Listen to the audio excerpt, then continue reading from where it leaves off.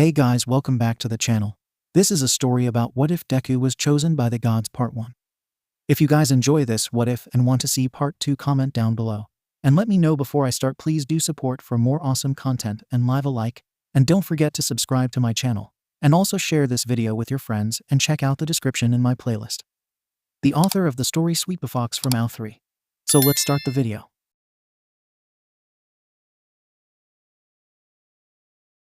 Pathetic, that's what his life was. Had tried to remain positive. Really, his mother was in a better place.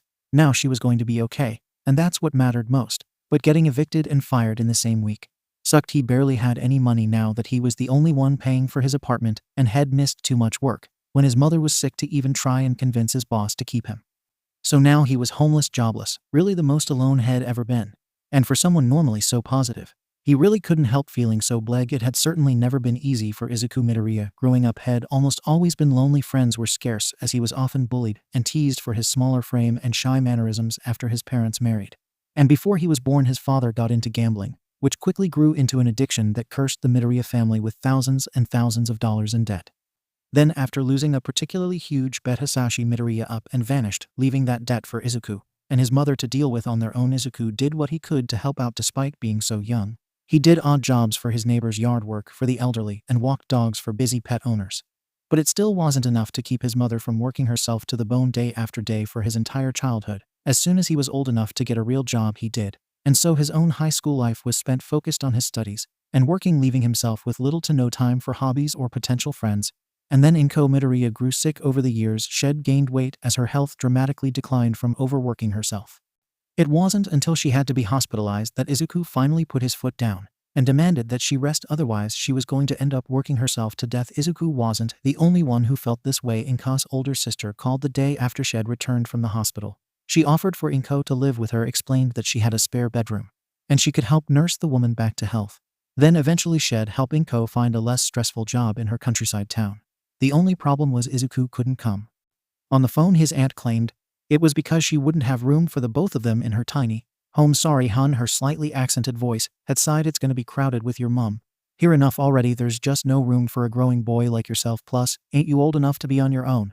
Now, anyways, yeah, I'll be fine. He wasn't fine. It took less than 2 weeks for him to lose his job and get kicked out of the apartment he'd spent his entire life in.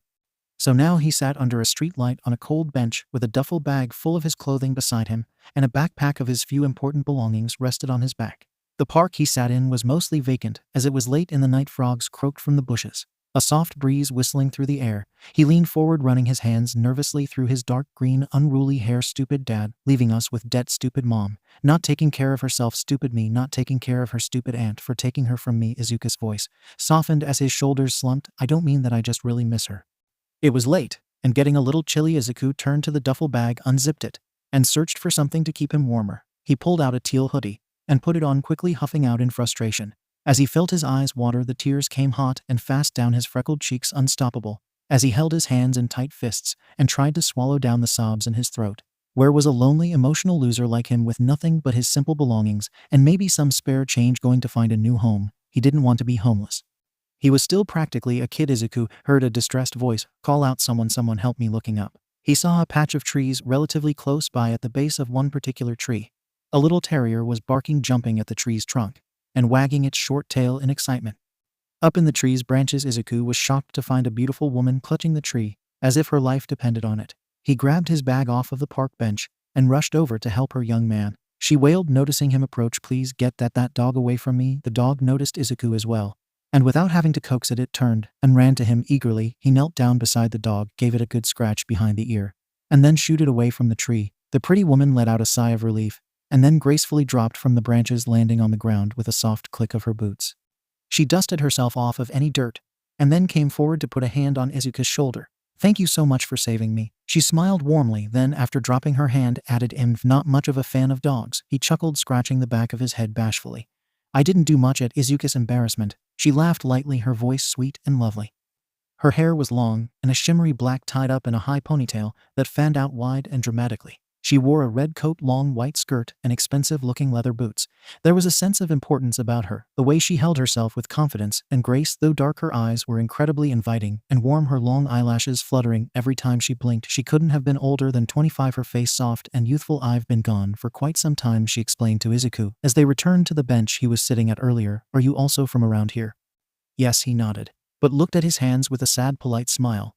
"Though I guess I don't have a place to call home." "Sweet home?" The woman tilted her head curiously, voice full of polite concern. "What do you mean?" Her eyes slowly grew wider and wider as Izuku dumped his story onto her, giving her full details. As he rambled on, she listened intently, nodding at appropriate times and making little sad hums. When Izuku explained why he now found himself homeless after running his mouth for almost 10 minutes, Izuku gasped in horror.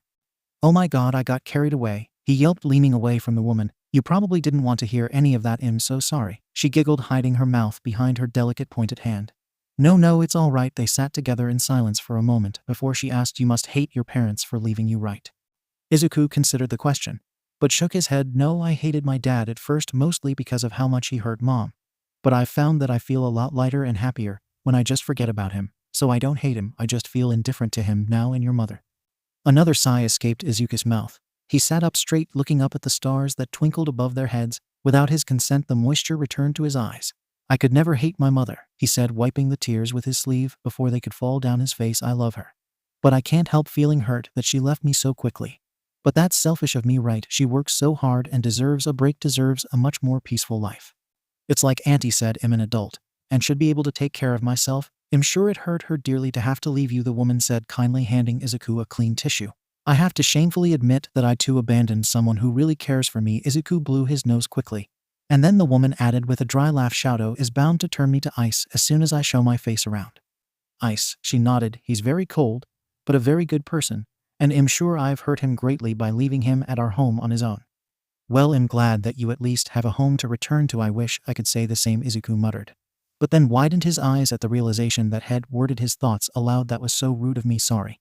It's just been a rough week." She shook her head, then gently took one of Izuku's hands and looked him straight in the face. "Would you like to have my home?" Izuku blinked. "Excuse me?" "I said," the woman continued in a soothing tone, rubbing the top of Izuku's hand softly. "Would you like to have my home? It would really relieve me of my current burdens if someone else took over." He opened his mouth to protest, but she quickly added, "And you are far more worthy of that house than I am." She moved her hands up to his face and cupped his cheeks fondly. Izuku was speechless under her gaze. A deep flush of pink quickly took over his face. His heart raced as she leaned closer, pushed his bangs back, and then lightly pressed her lips to his forehead. "Here," she said, pulling a folded note from her pocket. "This is the address. I also drew up a map to help guide you, though I apologize for my lack of artistic talent." Izuku gasped in bewilderment, his face practically steaming. "I can't." She cut him off again, putting a finger to his lips to shush him. "Please don't say no. Tell them Momo Yaoyorozu sent you. They'll be sure to welcome you as their new lord." She wasn't kidding, Izuku said to himself as he examined the poorly drawn map. The drawing was almost impossible to decipher. It had looping scribbles he hoped were meant to be streets and little puffy shapes that he assumed represented trees, or maybe clouds. There was even a large ink smudge on the bottom left corner, blurring half of one of the streets. Izuku did his best to follow it despite the mess of a map that it was. He found himself in a part of town head never been to before. The streets were dark and vacant, and the further he walked the more suspicious he began to feel. It was almost silent. The only sounds were his breathing, the light tap of his bag bumping into his hip as he walked, and the occasional squeak of his bright red sneakers. Soon the buildings all but vanished and only trees remained along the path. He walked, his stomach filled with knots of anxiety, and he considered turning back. "I should be almost there according to the map." He mumbled, the note held tightly in his shivering hands. As he looked around, it was getting late, and he wished he was in a warm bed. Izuku pulled his hood over his head, tying the strings into a bow to keep it secure. A few yards ahead, he spotted some steps leading into somewhere he couldn't quite see because of even more small, thick trees blocking his view. He stuffed the note into his pocket and sprinted to the steps, turning to face his destination.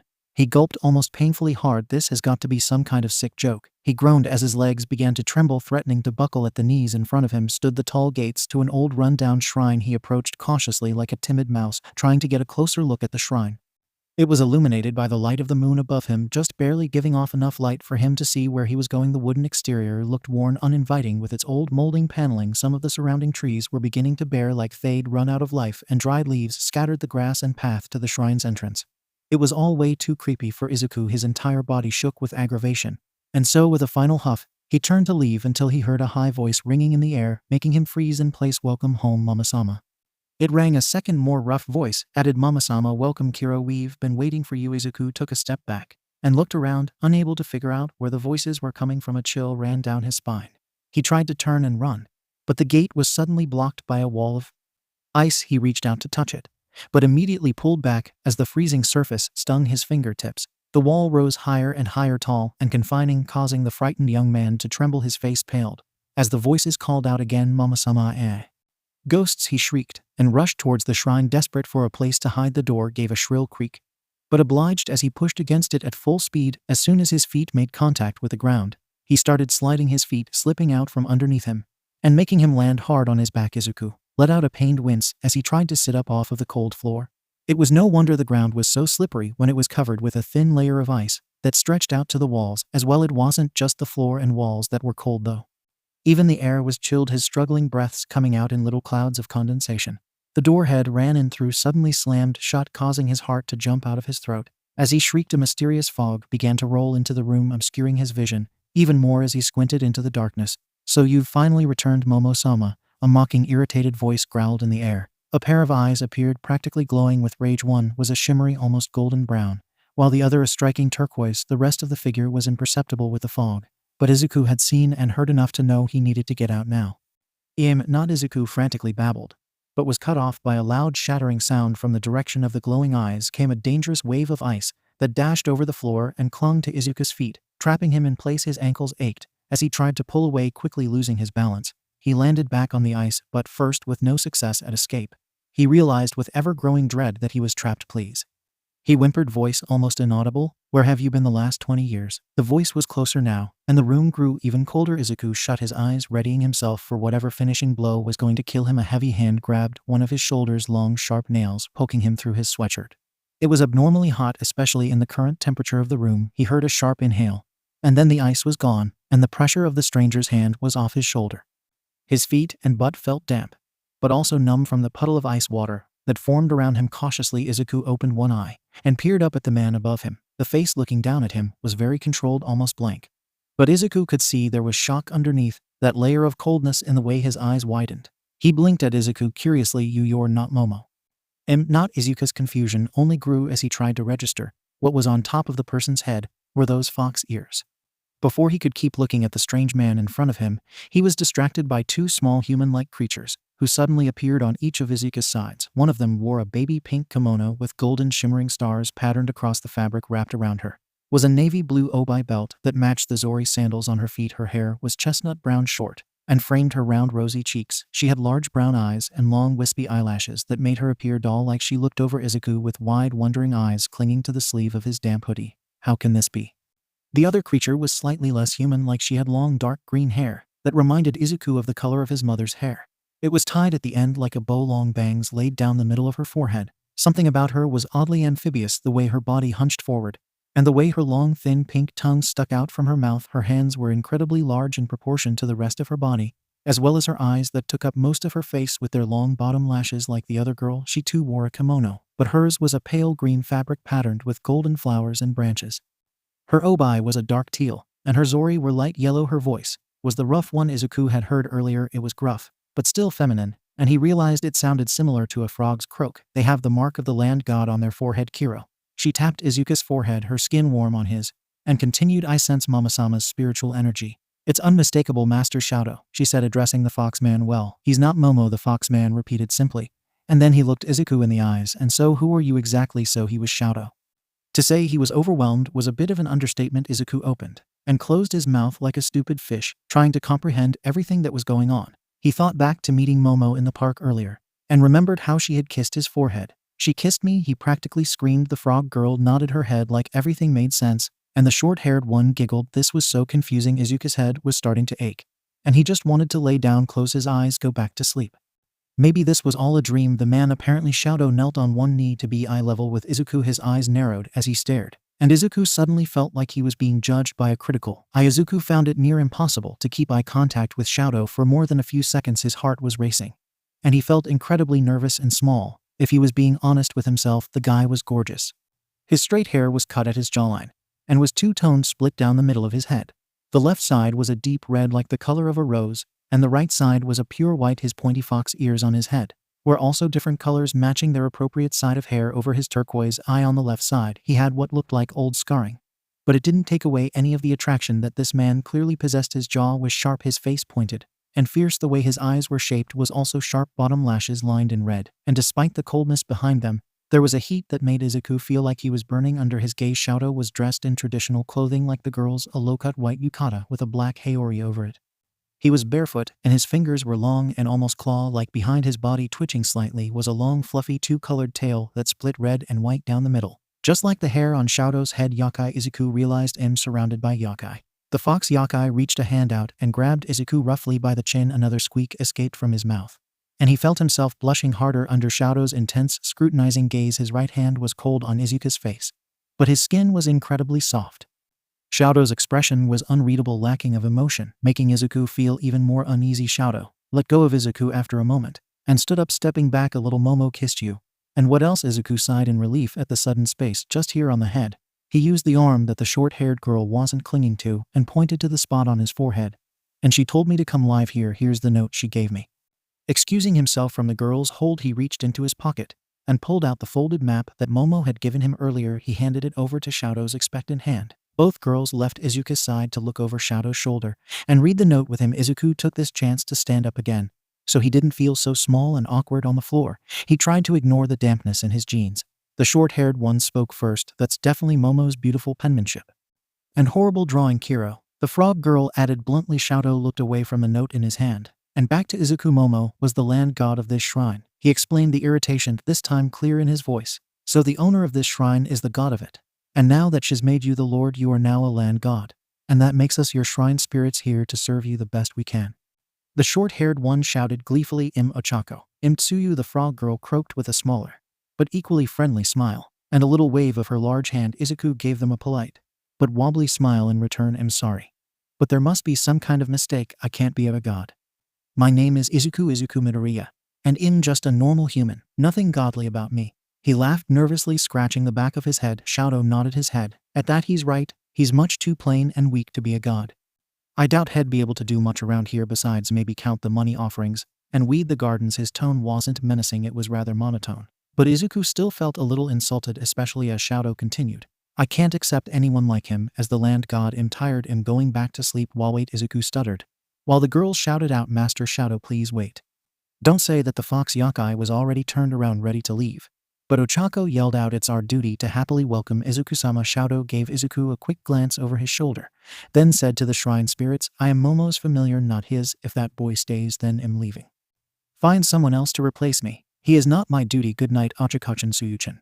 It was odd to Izuku how offended he felt by the way Shouto said boy. He couldn't help feeling dejected. He wasn't ready for this new and crazy responsibility. Shouto left the unfurnished room, most of the ice vanishing with him. Dew trickled down the walls, while the floor shimmered from the frosty coating. The two girls moved to stand beside Izuku, looking up at him with concerned expressions on their sweet faces. Standing beside them, Izuku could see just how small and childlike they were physically as their heights stood just below his waist. A yawn escaped his throat, and he rubbed his eyes slowly. "You're tired, Izuku-sama," Tsuyu pointed out gently. He looked to the frog girl and gave her a small but clearly unhappy smile. "I guess I'm." Ochako pulled on his sleeve, leading him down a hall. "Let's get you ready for bed then.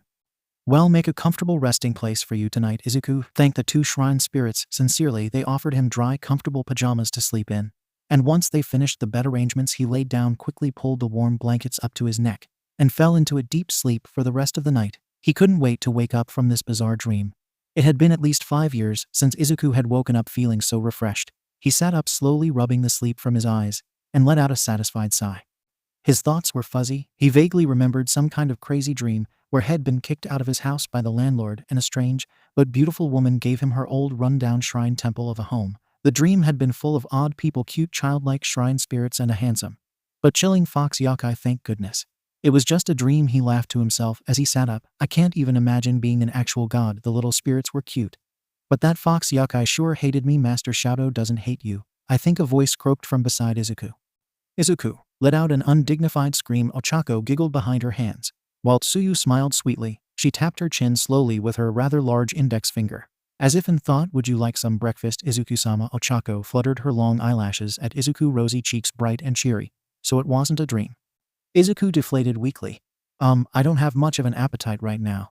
But maybe in a little bit, thank you, though she nodded, her hair bouncing as her head bobbed up and down.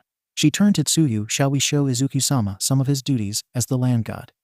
Tsuyu gave a croak of approval, and the two girls pulled Izuku out of bed. Despite their short heights and small frames, they were both strong. He tried to object, but they simply shushed him. In a matter of minutes they brushed, or at least attempted to, before giving up his hair, changed him out of his pajamas and into a traditional olive green yukata, and were pushing him out the door and into the backyard outside of the shrine.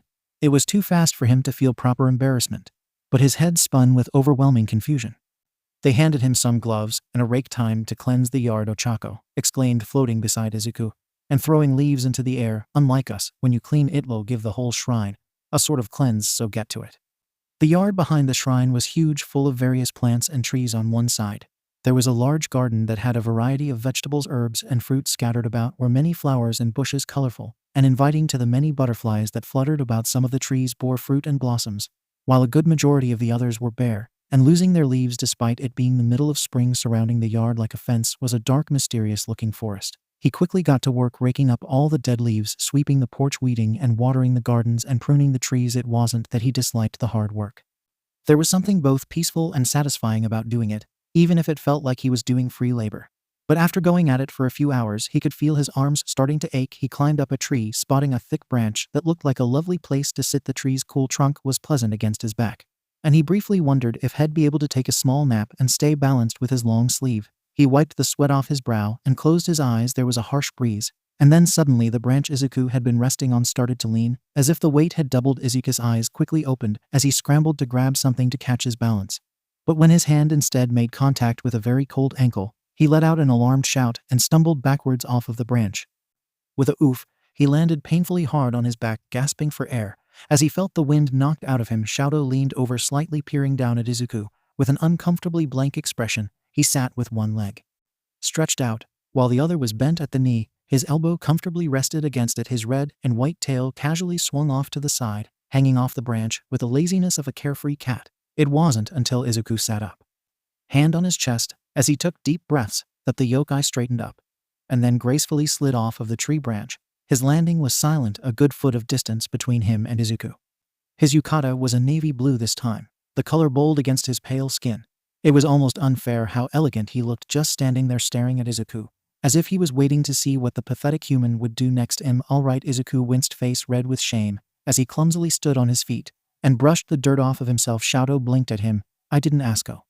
All right, Izuku muttered awkwardly. Did you need something? No. I was just coming to see if I needed to clean up after you, Shouto said simply. The statement was almost rude, but his voice lacked any hostility, making Izuku feel even more unsure of how he should respond. Do you? Shouto's mismatched eyes scanned the yard, face serious, until he flickered them back to Izuku. No, your work was sufficient. Great, Izuku said sarcastically, turning to walk back inside. He was incredibly uncomfortable and self-conscious in front of Shouto, his fight or flight instinct greatly leaning towards the latter. You're weak, the yokai spoke up, stopping Izuku in his tracks. Do you really think you can take over the role of a god? Izuku looked to the ground, a dejected sigh escaping his throat. He was barely considered an adult, and based off his height and small frame, people assumed he was younger than he was. If he was being honest with himself, he wasn't particularly good at anything impressive. He wasn't the strongest, and he definitely possessed no special magical abilities or powers like a real god would. But still, there was one thing Izuku always took pride in, and that was his determination. He never quit trying to do his best. No matter the situation, what other option did he have anyways? He didn't have anywhere else to go. He needed some place to live, and so he was going to try his best to be considered worthy to the other inhabitants of his new home. Whatever that might mean. I might not be good enough now, Izuku said, his voice shaking, but earnest. But I'm going to work hard and do my best, and I'll prove to you and anyone else who doubts me that I'm capable of doing anything.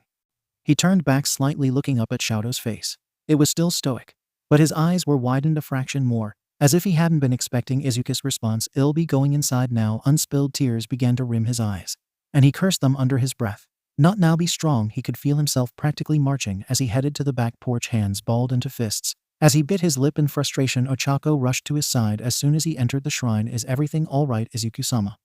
You look like you're about to cry. Tsuyu offered him a clean handkerchief, which he accepted and used to dab at his moist eyes. Thanks, I'm all right, don't mind me. He let out a shaky laugh. The shrine spirits were unconvinced, but they were respectful to not push him either. Tsuyu hopped ahead into another room, while Ochako took Izuku's larger hand and followed her. They had him sit beside a small floor table. On top of it, a humble arrangement of food. There was a plate of sliced apples, another with rice balls, and one more with sliced 𝗕𝗏𝗄𝑔𝐻𝑁. 𝗧𝗏𝗄𝐺 offered him a large glass of water, which he accepted with eager gratitude. "Thank you for the food," Izuku said, digging in. "I have some questions," he said after swallowing a mouthful of food, looking up to the girls who were knelt across from him. Tsuyu smiled. "What is it, Izuku-sama?" He twitched at the honorific, but shrugged it off. "Can you tell me a little about Shouto?" Master Shouto used to be a wild fox, 𝗓𝗏𝗄𝐺 said thoughtfully, but Mama-sama took a liking to him and decided to make him her familiar. Izuku nodded. "Is he powerful?" "Then he's a very well-known yokai and respected." 𝗓𝗏𝗄𝐺 was cut off by Tsuyu. "You mean feared or despised Kiro?" The green-haired spirit croaked. 𝗓𝗏𝗄𝐺 gave her a pointed look, but then smirked. "He's respected by many. He has ice and fire abilities that are very strong." This didn't surprise Izuku, but it did make him more curious about the fox yokai. If he was so strong and well-known, what was he doing serving for gods like Momo? Izuku wondered if maybe it was because they had a romantic relationship for some reason. The thought made his stomach churn uncomfortably. It was also interesting to him that Shouto had both ice and fire abilities. Head had yet to witness Shouto use any fire. But then again, maybe that was a good thing. Fire was dangerous in a natural setting, and as a magical power, Izuku was a little nervous about the strength it must have. He quickly finished his food and thanked the girls for providing it. "Now time to continue the deep cleaning." 𝗓𝗏𝗄𝐺 grinned as she clapped her hands loudly. Izuku groaned, but accepted his fate. "Let's get this over with." After a few more hours of cleaning the entire shrine from top to bottom, Izuku lay outstretched on the clean bare wooden floor. For a god, he sure felt like he was doing a lot of tedious work. He had considered asking 𝗓𝗏𝗄𝐺 and Tsuyu for their help, but he assumed that if they wanted to help him out, they would have already offered, or maybe even had done the work before he became a god. Even so, they looked happy and content to be doing their own thing. He caught them doing a different activity every time he came across them. Once they were playing cards, another time they were painting each other's toenails, and on one occasion he found 𝗓𝗏𝗄𝐺 braiding and styling Tsuyu's long hair. "Cute head," thought to himself with a soft smile. "The shrine looks wonderful," Tsuyu said, standing over him and letting her long hair tickle his forehead. Izuku gave her a tired smile and replied, "I'm glad. I'm sure it could be much better, but I'll keep working at it. It's the least I can do for being able to live here." She shook her head, moving away to look around. No, it really looks great. It hasn't looked this clean since Mama-sama was still here." Master Shouto did his best to take care of the place in Mama-sama's absence, but it has been hard for him without her, hard for all of us without a god's presence. Izuku sat up and rested his face in his hands. "Are they a couple?" he asked nervously, biting his bottom lip. "Who?" Master Shouto and Mama-sama. 𝗓𝗏𝗄𝐺 laughed loudly. "Oh no, their relationship is purely platonic. In fact, Mama-sama has no interest in men." He nodded his head in response, unsure of how to feel about her answer, and they remained silent for a moment. Izuku considered himself, in all honesty, he had no idea what was expected of him. If his duties meant just keeping the shrine clean and presentable, then maybe he could do this, though he doubted it was that simple. His fingers ran lightly over the soft fabric of his yukata. He admired its simple beauty and felt a little self-conscious and out of place wearing something so traditional. He was much more used to his casual hoodies and jeans. "Blessed God," a frail voice suddenly spoke, soft but clear in the room. Izuku looked around the room in confusion, but then noticed someone outside of the window. He hurried over to the glass and peeked out. There, knelt in front of the shrine, was a small old woman. Her frail hands were up to her face in prayer, eyes closed, and her expression earnest despite her mouth remaining closed. Izuku could hear her voice, as if it was playing on a speaker in the room. "Please bless my daughter today, as she gives birth to my first grandchild. I beg that she may be safe, and that the baby may be strong and healthy." She bowed her head respectfully and remained still for another minute before standing up and leaving. I could hear her, but she wasn't speaking out loud, Izuku said in awe, as he turned to 𝗓𝗏𝗄𝐺 and Tsuyu for some sort of explanation.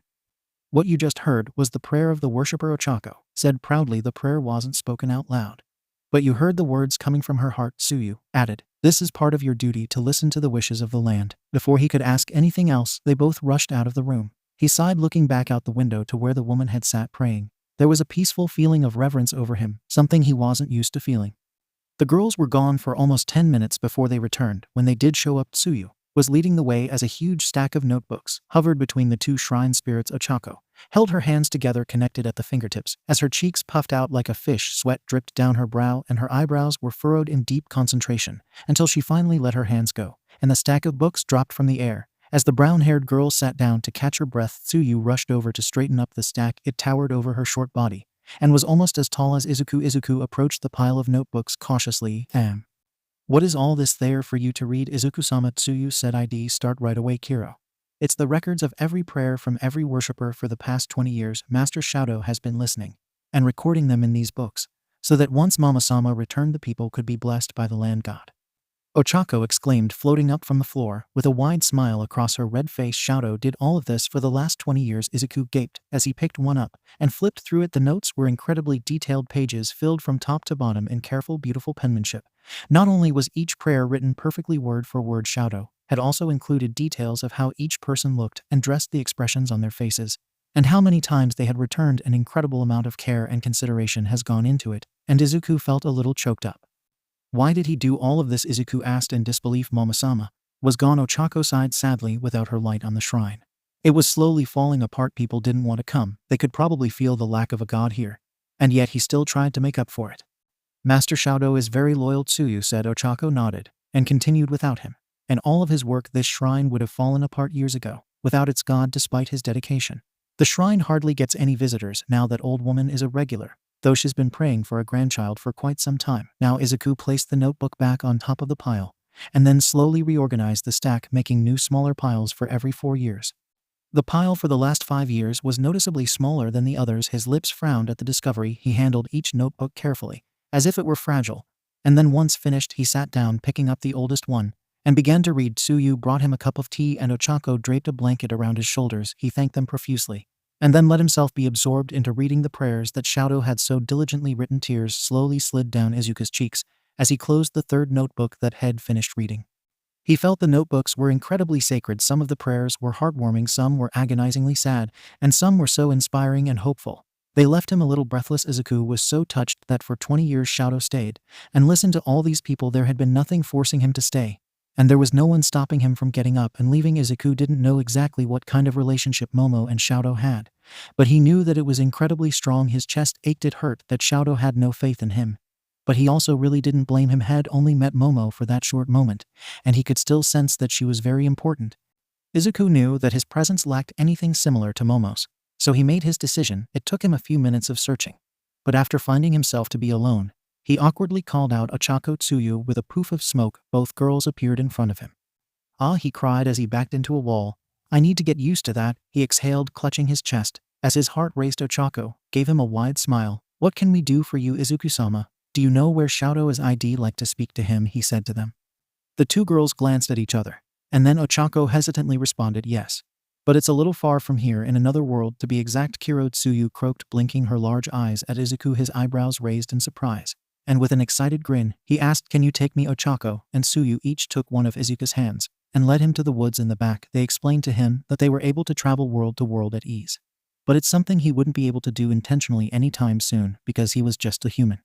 He tried his best to not take that as an insult. Tsuyu explained to him that where they were going was the world over yonder in the shadows of grassy fields and wells. "All the dark places in our world serve as entrances," she said as they walked along a dark path that to Izuku didn't seem spiritual or out of the ordinary. "Lying between our world and the netherworld is the world of the supernatural Kiro. It is the place they say humans unexpectedly stray into when they peer into the darkness, as if out of nowhere." Izuku and the girls suddenly stopped in front of a large foggy gate. Izuku was unable to see much around him besides the dark trees, and the gate looked as if it had nothing on the other side of it.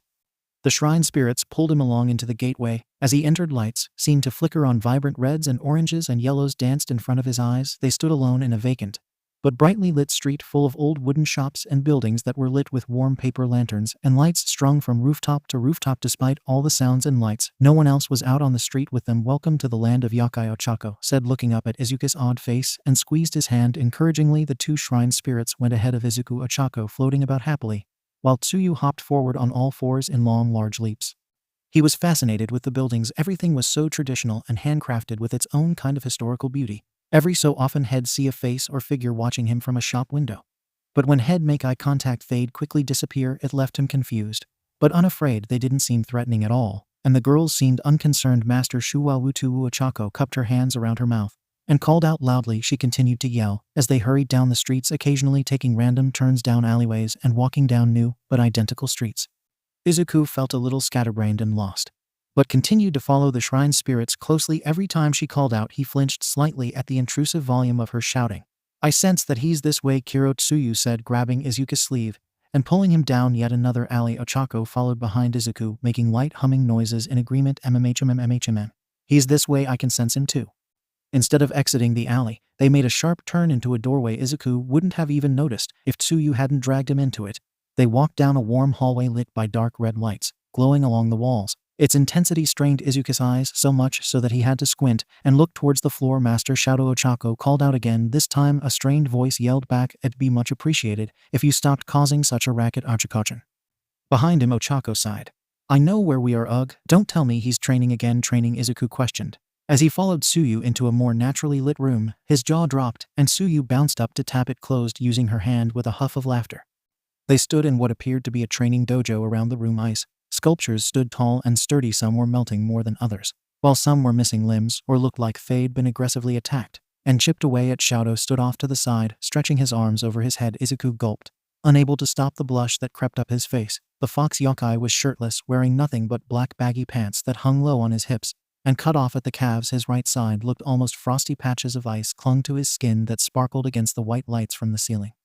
On his left side, sweat glistened off every muscle from his neck down to the dip in his hips.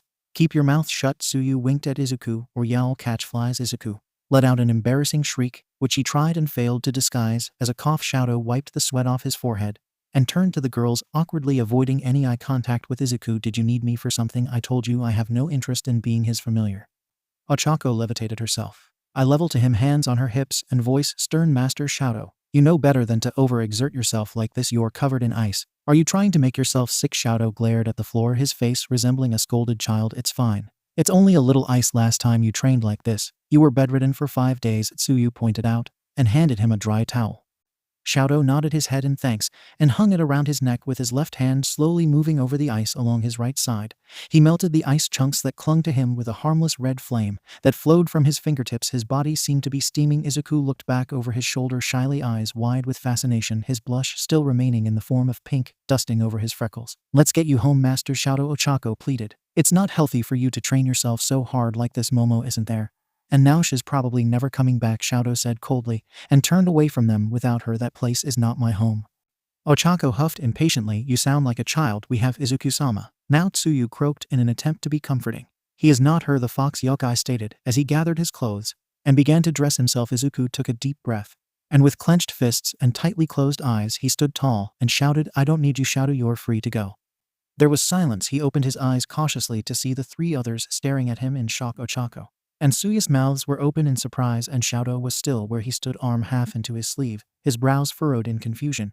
And he opened his mouth to ask something, but Izuku cut him off. He laughed nervously, scratching the back of his head. The words poured out of his mouth fast and clumsy, but full of emotion.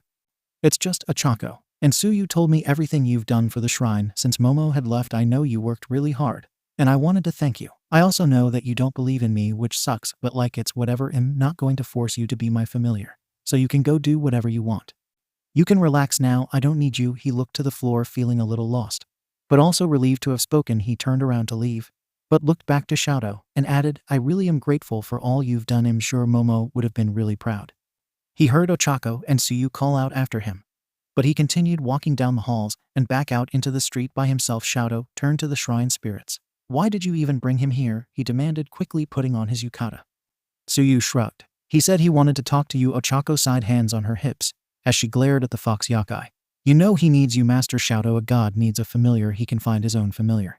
"Then you heard him. He doesn't need me." Shouto ran a hand through his hair in frustration, blending the reds and whites together. "Do you too not realize how dangerous it is for a human to be here?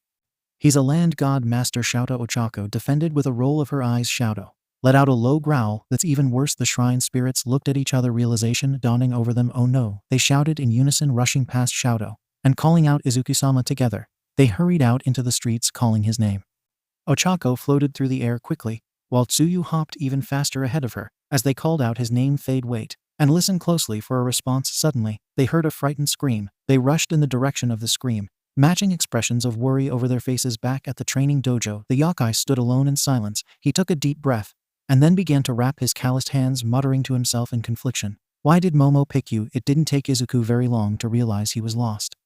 Everything looks the same, he muttered to himself, green eyes looking around to try and recognize anything that could tell him if he was walking the right way or not. There was still the occasional face peering at him from a storefront, and on a few occasions he had even tried to wave, but continued to get no response back. Izuku walked until he found himself at the dead end of an alley facing an empty wall. He shoved his hands in his pockets, sighed loudly, then turned around and away from the simple brick wall to explore another street. But as he turned, he found himself face to face with a young man with painfully dry, chapped lips and crackling skin. The man had pale, messy blue hair and small, piercing red eyes. He opened his mouth and gave Izuku a spine-chilling grin.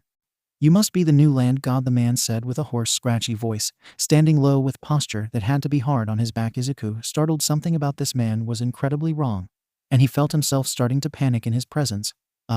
Maybe I mean Roman 2 guessed. The man took a step closer despite his hunched posture. He was still taller than Izuku.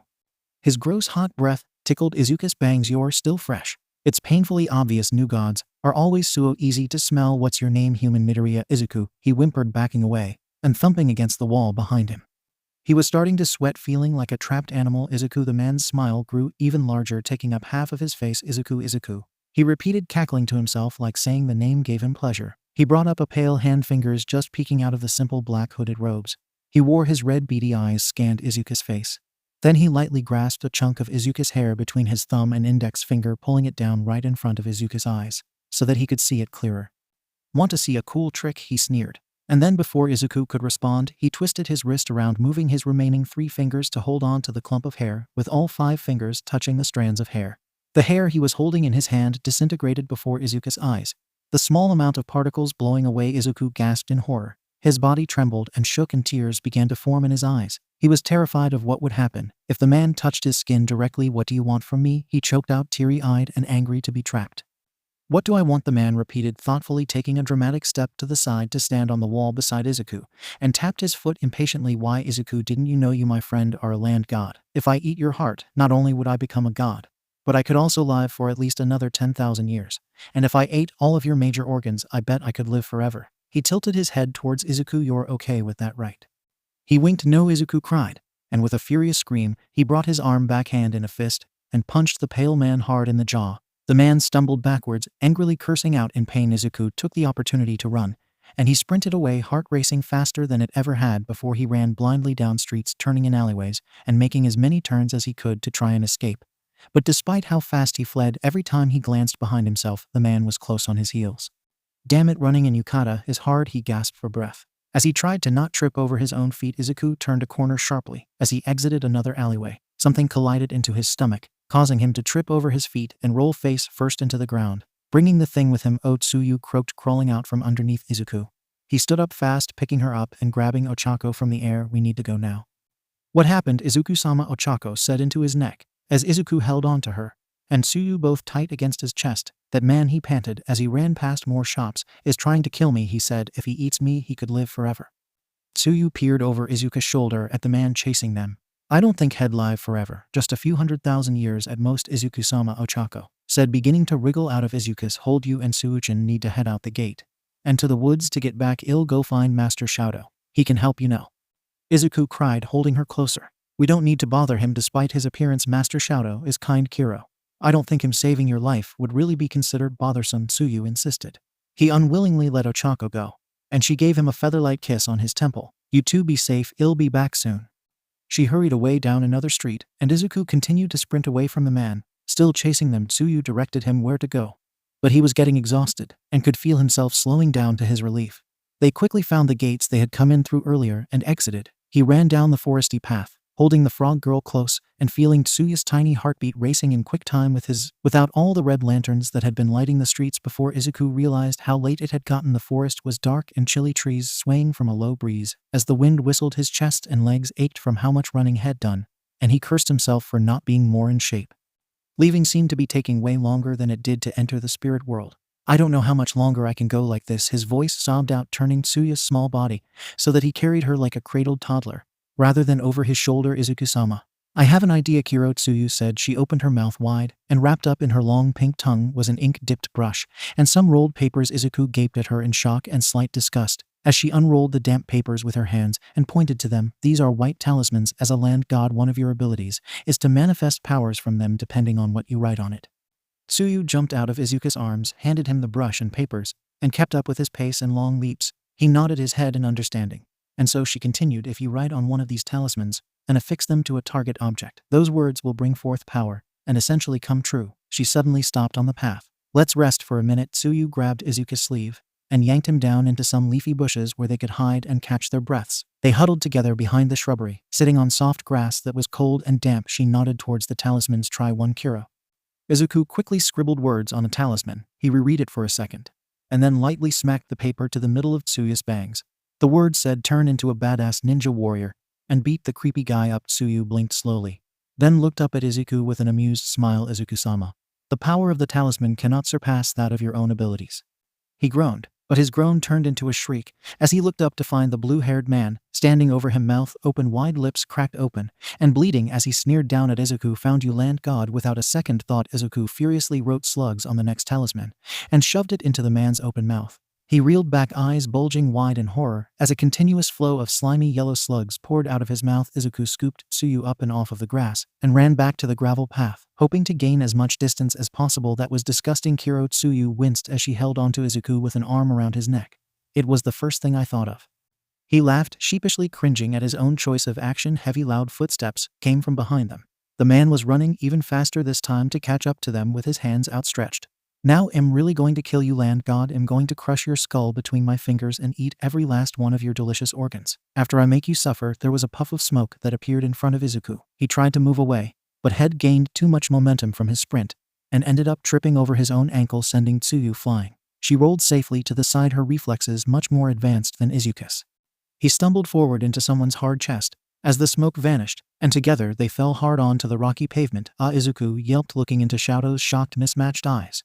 As they were falling, their chins knocked against each other's, painfully making a clunking sound. Shouto tried to push Izuku off of him, pushing against the freckled boy's shoulder. At the same time, Izuku put weight into that side of his body to try and lift himself up. His weight caused Shouto's hand to slip and Izuku fell again, only this time into Shouto's face. Their noses squished, and their lips smashed against one another's with a loud smack. "Shit!" Shouto cursed as his body began to glow a faint white beneath Izuku. Izuku leaped off of him, screeching incoherent apologies as his whole body seemed to blush bright red. He barely noticed Ochako and Tsuyu squealing gleefully with each other, too embarrassed to question them. "Shouto, I'm so sorry," he sputtered, flailing his arms wildly around his head in an attempt to hide his face. Shouto stood up quickly, body no longer glowing, but a light blush across his own cheeks. The yokai didn't look at Izuku, but past him, and with his right arm, he sent a handful of sharp knife-like icicles towards the robed man coming up behind Izuku. He yelled out in pain, then went eerily silent. Izuku hurried to stand beside Shouto and gained some distance between him and the pale man. They waited and watched as he brought a shaky hand to the icicles that stuck into his shoulder and disintegrated them. Rather than melting, they just seemed to vanish. He let out an insane laugh and smiled up at the four of them, ignoring the blood that dripped down from the open wound in his shoulder. "I'm not afraid of some silly ice." Todoroki Shouto, the man grinned slyly. "Are you trying to hog the human all to yourself? I just want a little taste." "This is getting irritating." Shouto sighed, tilting his head to the right to stretch his neck. He sent a wave of ice to the man. It ripped along the floor, and then up the enemy's body, encasing him frozen solid and stuck to the ground from the neck down. The man tried to move his arms, but had no luck. His fingertips were left unfrozen as Shouto had been careful to not let any of the man's fingers touch the ice. He approached the shivering man with an ugly sneer. He said to Shouto, "As cold as the rumors say, I see. Is it true that you are also too weak and afraid to use your father's flames?" Izuku looked at Shouto with curiosity. "Father's flames?" His breath hitched in fear when he saw Shouto's face. It had darkened incredibly, his teeth back, and snarling, and eyes stared menacingly at the man. The fur on his fox ears and tail seemed to puff out like an angry cat. Shouto's left arm went up a small flame, melting the ice on the man's right arm. He grabbed the man's wrist roughly, his long nails digging hard into his arm. The man winced, still smiling crazily despite the clear panic and fear behind his eyes. No, please don't," he begged, laughing hysterically like someone would while being tickled as Shouto pulled the man's hand up to his chalky white crackling face. Shouto smirked dangerously. "Go to hell, Shigaraki," and forced the man's own hand against his cheek. There was a blood-curdling scream, and then silence as Shigaraki's entire body turned into dust and vanished. Shouto's ice crumbled onto itself in a wet pile on the floor behind Izuku. The shrine spirits let out sighs of relief. Izuku himself stood frozen in place, body quivering in fear and adrenaline. He glanced hesitantly up at Shouto. The fox yokai gazed back. His face had softened considerably compared to before, and his eyes looked at him with what Izuku guessed may have been concern. "Are you all right?" he asked, warmer than Izuku had ever heard him speak before. Izuku didn't trust his voice, so he slowly nodded. His shoulders sunk, and he let out a breath had been holding for much too long. Ochako and Tsuyu came up behind him. Ochako, whom was floating gently, gripped his arm, while Tsuyu grabbed the bottom of his yukata and patted his leg comfortingly. "We're glad you're safe, Izuku-sama." Ochako smiled sweetly at him. He rubbed his eyes quickly and sniffled. Yeah, yeah, me too, 𝗧𝗵𝗲 called out shyly. The yokai hummed in response, looking off to the side and into the trees. Izuku licked his lips, and then said earnestly, "Thank you for saving my life." Shouto approached the three of them, face relaxed and hands resting along his sides casually. He scanned Izuku, and their eyes met for a moment before he turned his head to look down at Tsuyu. "Let's get him back home." Izuku couldn't stop the excited smile that spread across his face. "You're coming back with us?" With a small huff of laughter, Shouto replied, while walking past them. "Of course, I am your familiar Izuku-sama." "Wait, what?" Izuku looked from Shouto to the shrine spirits for an explanation, but they just giggled at him shamelessly. "You sealed the contract between a god and familiar." Kuro Tsuyu replied. Ochako winked at the confused boy. "When you kissed Izuku," pale dread washing over him. He clutched the fabric at his chest and spun toward Shouto, whose back was to him. "But it was an accident. You don't even want to be my familiar." "I didn't mean to kiss you," he pointed out hastily. The fox yokai kept walking, but turned his head to respond to Izuku. "Let's just give it a shot and see what happens now. Come on, let's get you home, land god." Only the side of his face was visible, but Izuku noticed the crinkle of his turquoise eye, and the way his lips turned up just slightly. Izuku smiled at his feet, hiding his blush. As he held onto Ochako and Tsuyu's hands, he couldn't believe Shouto had changed his mind. They followed after Shouto quickly, their footsteps soft on the dirt path. None of them missed the small but endearing smile that had appeared on the yokai's face for only a few seconds. But the three of them silently agreed to not mention it. The moment he opened his eyes, he realized something was very different about the shrine. Izuku sat up from the pillows. "When did these pillows get here?" And looked around. Even his bed wasn't the same floor futon that had fallen asleep on the night before. His fingers ran along the soft silky blankets in humble awe. His entire life had been poor. There were even years when him and his mom shared a bed, so to wake up in a huge king-size bed all to himself with elegant bedding and feather-stuffed pillows left him a little dumbfounded. As he examined the rest of his surroundings, he quickly discovered there was a lot more added to the once empty room. Framing the bed was a midnight blue canopy with gold stitching that matched the bedding he was currently laying in. Across from the bed was an oak dresser, beside it a traditional 3-panel room divider his bags had arrived in were stacked neatly on the floor, looking much thinner and emptier than they should have been. "Good morning, Izuku-sama," a voice said from the doorway. With a startled twitch, Izuku turned to face Shouto. The fox yokai bowed his head low and respectfully, hands stiff at his sides. The two shrine spirits jumping up from behind him. "Good morning, Izuku-sama. Do you like the new furniture?" Ochako asked in excitement. Izuku climbed out of the bed, awkwardly nodding his head in earnest yes. "But where did it all come from?" "Master Shouto prepared the shrine for you while you were sleeping to make it more comfortable," Tsuyu explained as she began to straighten out the tousled blankets. "Oh, let me help you, Tsuyuchin," Izuku said, reaching for the blankets on the other side. With 2 long strides, Shouto was suddenly beside Izuku and gently pulling him away. "You relax, it'll help, Tsuyuchin, and you can go eat the breakfast I've prepared for you in the front room." He stood in shock, blinking his eyes wide at Shouto. Okay, thanks." Shouto tucked in the sheets, and then gave Izuku a quick glance, and with no emotion to his voice, said, "No need to thank me, Izuku-sama. I'm your familiar now and in just doing my duty." Something about the whole situation made Izuku's stomach churn in discomfort. He quietly followed Ochako out to the front room, brow furrowed, and thought Shouto didn't seem so against Izuku now, that was for sure. But he wasn't being exactly warm or friendly either. The continuous title of Izuku-sama was starting to bother him too. Ochako sat him down at a table prepared with food. His stomach growled hungrily, and he sheepishly smiled back at her as she giggled at the noise. As he munched on rice and egg, he noticed that this room was also now fully furnished. Unlike the day before, against a wall was a large TV, some local news channel quietly playing in the background. There was a large sofa and a lamp against one wall, while another had a bookcase full of books and movies that Izuku promised himself he'd peek at later. "Where did all of this stuff even come from?" he asked the brunette seated beside him. "Master Shouto got it, though he didn't say from where. It's not as traditional as we had it when Mama-sama was the land god, but hopefully this more modern furnishing is suitable to your needs, Izuku-sama. It's fine, much nicer than what I had before," he insisted. She seemed pleased by his approval, and then put some more food on his plate. "Is something troubling you, Izuku-sama?" Ochako asked after watching him eat in silence for a few minutes, doll eyes blinking at him curiously. He sat his fork down and turned to her. She sat on his right side, hands in her lap, and her face kind. Her rosy cheeks smiled at him reassuringly, and she nodded her head for him to answer the question. "I don't want to sound ungrateful." He started. He looked up to see Tsuyu walk in curiously. Shouto behind her. His face was still straight and unreadable, but Izuku found himself feeling less bothered by it. Izuku looked down at his lap. "Is it possible that everyone could just call me Izuku?" dropped the sama. Ochako tilted her head in confusion. "But why?" He sighed, twiddling his fingers nervously. "It just makes me feel a little weird. I don't know, like you guys put me above you or something, and I feel bad about it." "We do put you above us, you're a god," Shouto stated as he leaned back against The wall. Izuku took a deep, frustrated breath. That doesn't make me better than any of you though. Can we try it out please? The three shared a quick glance, and Shouto nodded his head. Ochako wiggled in her seat beside Izuku, puffing her cheeks out dramatically. Okay, Izuku. She held her breath, face turning pink. It may take us some time to get used to Kiro, Tsuyu admitted. But we want to do whatever makes you most comfortable, Izuku. She dragged out his name, stopping awkwardly as she held back from adding the honorific. Izuku smiled warmly at them. Thank you. What are you doing? With a timid shriek, Izuku fell on his butt and dropped the stack of books had been balancing in each hand and on his head. As he was doing squats, Shouto knelt down beside the blushing boy to help him pick up the heavy books, then reached for the side table to grab the half-empty glass of water and hand it to Izuku. Izuku nodded his head in thanks and gulped down the refreshing drink after letting him catch his breath, and Thade picked up all the books. Shouto repeated, what are you doing, Izuku? Exercise, Izuku replied sheepishly as he moved to sit on the couch. He patted the soft cushion next to him as an invitation for Shouto to sit with him. The yokai glanced at Izuku's nicely toned arms, presented amiably by the tight black t-shirt he was wearing to exercise, and maybe Izuku wasn't as weak as Head thought. He sat a cushion down from him, leaving some space between them. You're trying to get stronger? Shouto asked with a raised eyebrow.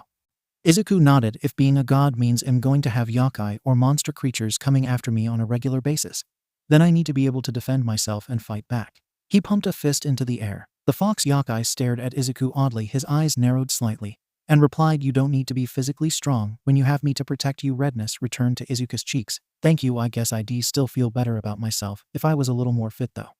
Then I'll train you, Shouto replied with a curt nod. But I think you should prioritize strengthening your divine powers first. Divine powers? Izuku leaned towards Shouto, eagerly scooting himself closer on the couch. His excitement was so naive and childlike. Shouto gave him a suspicious look at their closeness, but didn't move away. A god's power is called divine powers. Its strength increases with use, and so the quick and easy way for you to increase your divine power would be by listening to people's prayers and granting their wishes. Momo was known for matchmaking, and so soon I'm sure people are going to come to you expecting it. She had received many prayers of those seeking love, and she granted them, and so her divine powers of matchmaking are incredibly strong. That makes sense, Izuku shouted. I've been reading the amazing notebooks you filled, and I noticed a lot of them were seeking romance. This used to be a matchmaking shrine. Shouto's pulse jumped at the small compliment, but he ignored the strange sensation. Yes, he replied, getting up from the couch.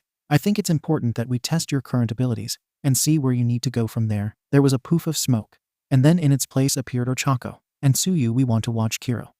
Shouto brought Izuku a clear glass of water and set it on the coffee table in front of him. Turn this water into sake. Tsuyu handed Izuku a white talisman and brush like shed given him the night before. Izuku neatly wrote out sake and then stuck the talisman to the side of the glass.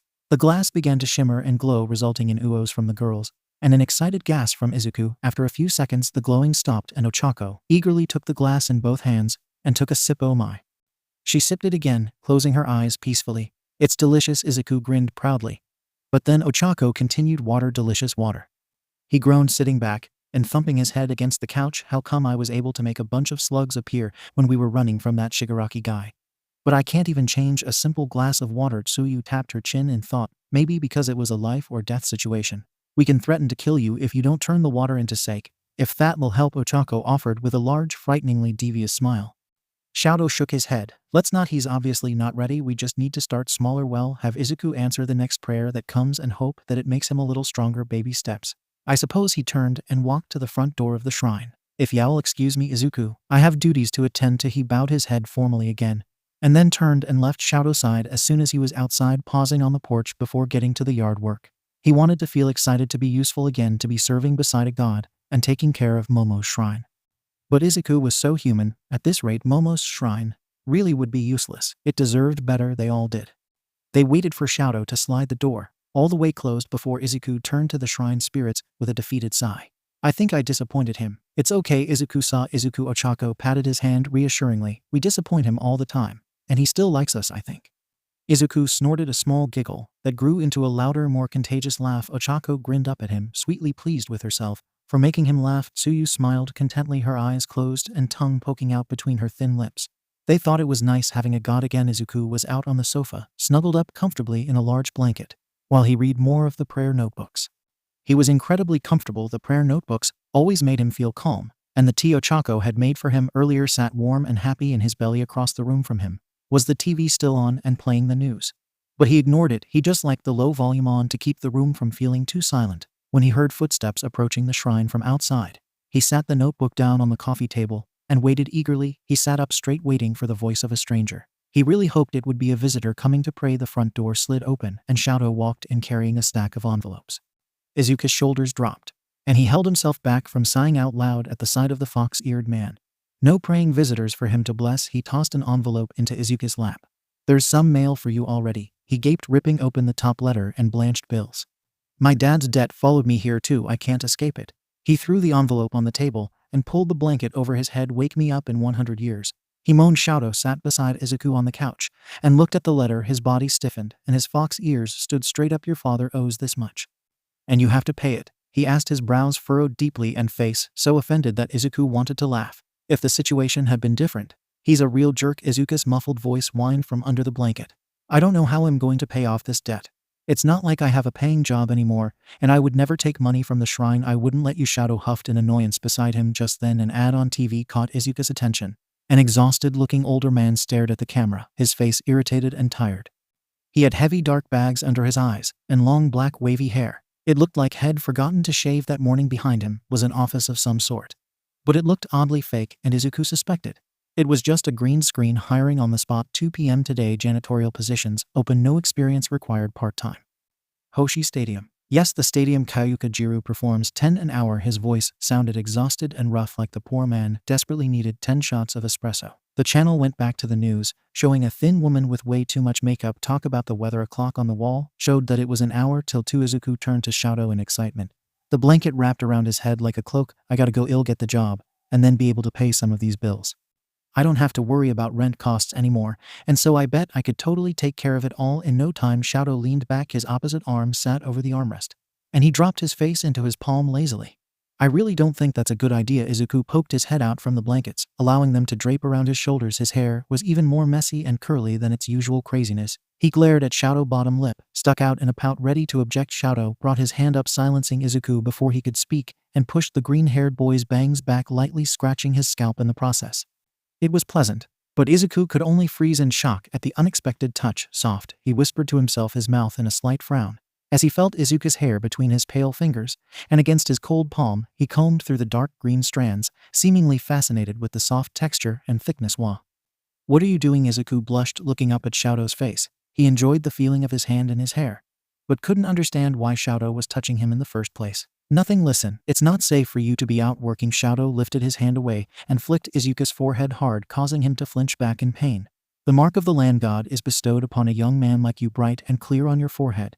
It's like you're just asking to be eaten by wandering yokai." Izuku rubbed his stinging forehead.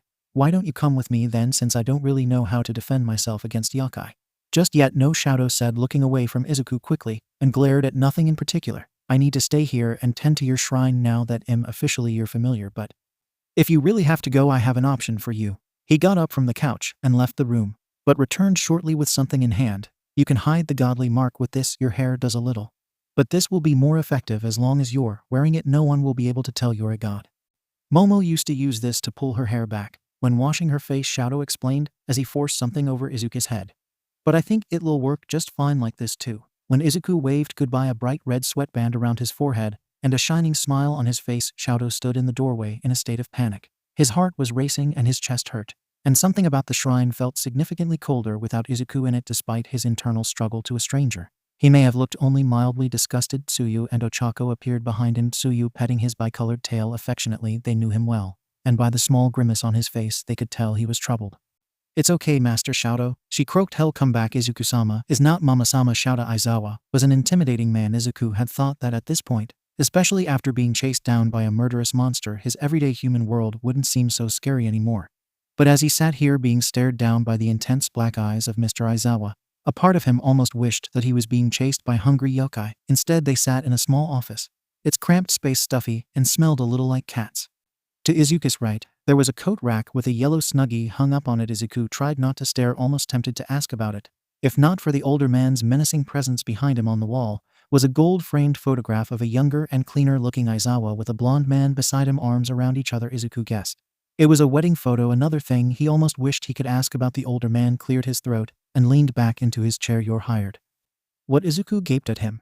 "But you didn't interview me." You don't even know my name. Well, what's your name, Kid Aizawa? Asked, his tone lacking any interest. Izuku told him, and the man nodded his head, then pulled open a drawer of his desk. He took out a gray polo shirt and handed it to Izuku. Izuku, you're hired. This is the only mandatory part of your uniform. You can wear any pants or shoes you'd like, but I'm going to demand you take off that ridiculous headband, he said, nodding at the accessory on Izuku's head. Now get out of my office. You can meet your coworkers on the 3rd floor. They've supposedly already started working, but they can catch you up to speed quickly. I'm sure. Izuku stood up quickly and bowed his head low. Thank you so much, sir. I promise to work hard. Aizawa reached for the Snuggie and pulled it off the rack, nodding his head. Yeah, sure. With one last thank you, Izuku left and headed for the elevator. After pressing the button for the 3rd floor, he pulled the gray polo over his head, wearing it over the white t-shirt he already had on. He reached up to remove the headband, but hesitated. Shouto seemed pretty adamant that he wear it to protect himself. Should be fine here anyways, Izuku muttered to himself as he stuffed the red accessory into his pocket. I'll put it back on when I head home later. As he entered the elevator, he noticed his hands were beginning to clam up. A new job with new people was always a bit nerve-wracking, and the realization of such made Izuku's stomach feel a little sick. But he didn't have time to fret, because as soon as the elevator doors opened, a tanned hand grabbed him and practically dragged him out. Hey, a very pink woman greeted loudly, wrapping her arms around his to lead him to a table and some couches. Another newbie. Come sit with us and introduce yourself. The 5 others all turned to look at him, and Izuku quickly waved his mouth. A wobbly grin. Hello, Izuku, it's nice to meet you. He bowed as soon as the woman let go of him to jump on to an empty couch. Nice to meet you, Izuku. My name is Mina, she said, her smile still bright and welcoming. Her skin was beautifully sunkissed, her makeup colorful but skillfully applied. She wore neon-colored bracelets up her arms, and dangling from her ears were purple hoop earrings that matched her shiny sneakers. Her hair, though cut and styled similarly to Izuku's, was a bright pink and adorned with pastel hairpins. On the couch next to her, a boy with very straight teeth and flat black hair that framed his head waved back at Izuku. Hanta.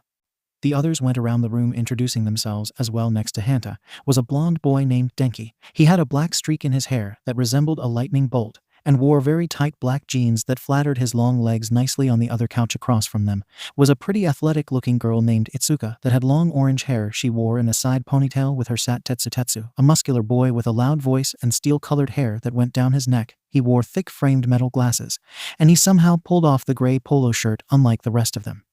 Do you all already know each other? Izuku asked as he sat down on the floor at the end of the table. Sort of, the blonde boy replied. Hanta and I are childhood friends, and we've known Mina for a few years. Itsuka motioned to 𝗧𝗵𝗧𝗏 beside her.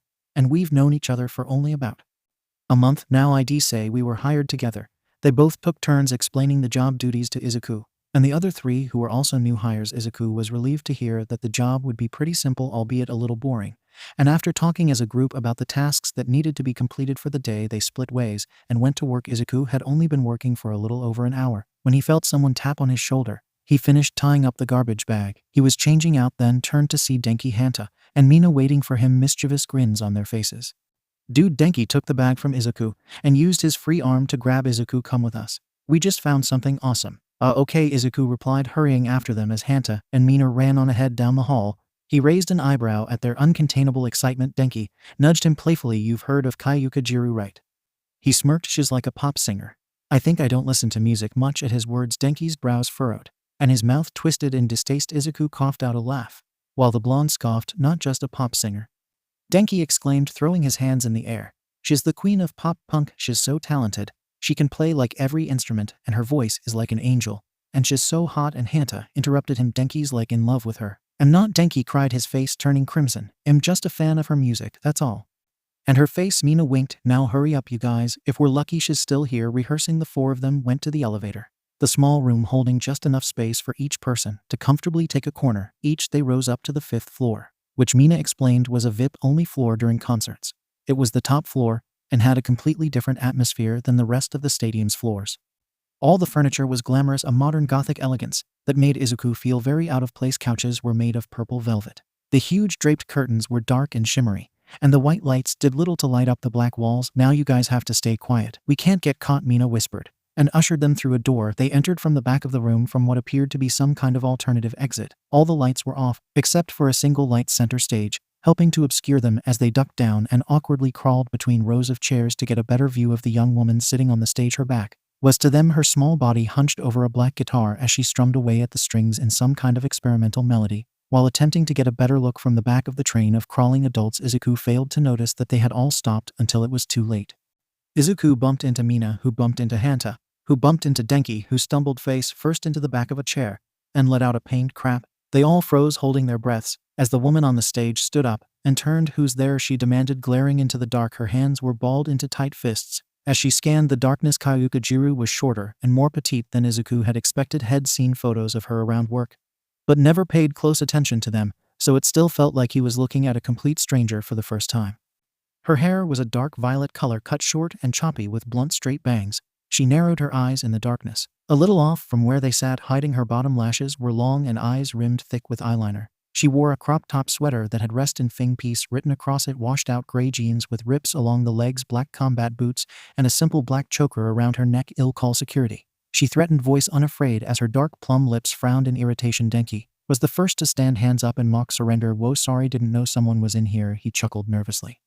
Idiot. Mina stood up beside him, arms crossed in front of her chest, and she looked to the side with an embarrassed flush prominent on her cheeks. Hanta and Izuku stood up after her, both cautiously quiet. 𝗂𝘁𝗁𝘁 looked unimpressed and sighed, walking towards a wall to switch on the lights. The four flinched at the sudden brightness and looked at 𝗂𝘁𝗁𝘁 with guilty smiles. "You didn't know I was here?" she asked incredulously as she marched over towards them. Denki sheepishly grinned. "Nope. We were just coming up to clean, doing our jobs and whatnot." She stopped in front of him, her chest almost touching him, and her suspicious, glaring eyes level with his collarbone. "So you weren't sneaking in here unauthorized to spy on me?" While I practiced, he was bright red at this point, eyes wide and looking up and away from her. "No." Mina smacked him on the shoulder. "Oh, shut up, you idiot." She turned to 𝗂𝘁𝗁𝘁, bouncing on her toes. "Okay. We are so sorry to come in like this, but we are huge fans and just really wanted to see you. But we'll be leaving now," Hanta said uncomfortably as he turned towards Izuku and started pushing him towards the exit. "Sorry to intrude." 𝗂𝘁𝗁𝘁's eyes landed on Izuku, and she stiffened. Her eyes narrowed at him, and an ominous chill ran down his spine. Something in her face showed recognition, but anger. The strange moment was fleeting as she blinked, and then looked back to Denki with a soft smile. "I guess you guys are fine. I love meeting fans," Mina cheered. And then Hanta and Denki began to chat with the musician. Denki continued to make a fool of himself, twisting his words and stuttering nervously as he tried to hold the conversation. Izuku listened from the back, feeling a little anxious from the way 𝗂𝘁𝗁𝘁 had first looked at him. 𝗂𝘁𝗁𝘁 patted Denki's shoulder, casually ignoring his loud intake of breath, as he gasped, starstruck. "Well, I'd love to continue chatting. I have some errands I need to attend to. If you guys are willing, I can bring you some autographed merch I have around 6. Will you still be here by then?" "That's when our shift ends," Hanta smiled, and Mina squealed happily, "Yowd, give us merch for free." 𝗂𝘁𝗁𝘁 turned to walk towards the stage, unplugging the amp and gathering up her equipment. "Totally am not losing any money from a few stuff I have laying around, and I love to treat my fans. You guys are the best." Hanta pulled his friends towards the exit again, Izuku ahead of them and waiting at the door with a polite but nervous smile. The black-haired boy called out, "Well, see you at 6. Then thanks for being so nice to us." "Creeps, am not a creep," Denki protested, and 𝗂𝘁𝗁𝘁 snickered behind her hand. They quickly closed the door behind them, and Mina and Denki exploded into chatter. "She was so cool," Mina sobbed, clutching Denki and Hanta's shoulders on each side of her and jumping up and down. "God damn it. I bet she does think I'm a creep," Denki whined as they headed back towards the elevator. Izuku chuckled at their excitement, but still felt anxious. The menacing feeling had gotten when 𝗂𝘁𝗁𝘁 stared at him wouldn't leave his stomach, and it was making him queasy. He looked at the clock on the wall and saw that they had just over an hour and a half until their shifts ended. Just a little longer, he thought. Then I can go back to the shrine at 555. The troublesome trio showed up to drag Izuku with them. They quickly helped him put away the rest of his cleaning supplies, and then he followed them out to the employee parking lot behind the stadium. Izuku smiled and laughed when they did, and was sincerely happy to be included in their group. But for a reason he couldn't understand, he was feeling apprehensive about seeing 𝗂𝘁𝗁𝘁 again. The four of them stood by the exit, enjoying the cool weather while they waited for the celebrity. Hanta was complaining about a bathroom he had to clean when Mina suddenly put a hand over his mouth and shushed him. "Hottie, coming up behind you." "Izuku, everybody stay cool." "Hey, what's up? Do you need something?" Denki casually asked the stranger behind Izuku. Mina leaned into Hanta's ear and whispered loudly, "He's dressed so fancy too." Izuku turned to look at who Denki was greeting, and his mouth dropped open. "Shouto, the fox yokai," nodded at Izuku. Then replying to Denki said, "I came to walk Izuku home." Mina wiggled her eyebrows suggestively. "Izuku, you didn't tell us you have such a handsome boyfriend." Izuku choked, turning bright red, and frantically waved his hands around. "No, he's not my boyfriend, Shouto. He lives with me. We live together." Denki and Hanta snickered at him, and Mina just nodded her head sarcastically. "Ooh, I see roommates, I see. Okay then." She started up a conversation with Shouto, asking him if his hair was natural. Was he wearing 2 different colored contacts? Izuku wasn't listening closely, instead continuing to stare at Shouto in shock. The man wore his traditional yukata, but his fox ears and tail seemed to have vanished without them. He looked kind of wrong, still handsome. But wrong. It didn't take long for Mina to get bored of Shouto, as his responses to her questions were short. And he didn't seem nearly as enthusiastic to be talking to her. When she went back to talking to her own friends, Shouto put a hand on Izuku's shoulder to turn him so they could face each other. He leaned down into his personal space and narrowed his eyes angrily at him. "Why aren't you wearing the headband?" he hissed. Izuku took a step back and pulled the red sweatband out of his pocket. "I wasn't allowed to while working uniform policy. I guess do you want me to put it on now?" Shouto made a tisk noise, straightening up and turning away from Izuku. "It's fine, I'm here now anyways. Why did you come?" Izuku smiled at him. He was excited to have someone to walk home with, even if the yokai seemed a little grumpy. The yokai looked away, frown deepening. "Just had a bad feeling and wanted to make sure you were safe as you're familiar," he added. "Rushed, thanks," Izuku said softly, looking down at his red sneakers. "I've had a weird feeling too, oddly enough. But I'll tell you about it later." Just then the back door opened and Kayuka came out with a black messenger bag hung over her shoulder. She scanned their faces and then froze when she saw Shouto standing behind Izuku. Her grip on the bag tightened and she narrowed her eyes at him. She stood over by Mina and opened her bag, giving Shouto another wary glance. "I didn't know you'd bring someone else, so I only brought 4 things with me." "Sorry," Izuku doubted. She was actually sorry based off her cold tone. But he tried to give her a reassuring smile. "Oh, it's fine. Shouto doesn't care anyways, right?" He looked at Shouto behind him and saw that the yokai had stepped even closer to Izuku, so much so that he was almost touching him. The yokai stood over Izuku almost protectively, his face carefully blank as he stared back at Kayuka. "It's fine." Kayuka handed Mina some kind of purple material of clothing. It was folded up and wrapped in thin plastic packaging. On the top, tucked inside, was a thick paper board with golden edging that had Kayuka's signature written on it. Mina squealed and thanked her excitedly as Kayuka pulled out the same thing for Hanta and Denki, their items black. She then pulled out another black one for Izuku and held it out expectantly for him to take from her. He glanced up at Shouto, who was still watching Kayuka distrustfully. Izuku swallowed and then stepped closer to Kayuka and politely thanked her for the free merch. She nodded, then told them she had to go, but would be happy to see them again another time. As she walked away, she gave one last wave towards Denki and the others, and then frowned at Izuku. Her eyes flickered to Shouto once more before she quickly hurried back inside. Denki was already opening up the plastic, revealing a black t-shirt with Kayuka's name on it, and an illustration of a pair of headphones. "Awesome, these aren't even available online yet."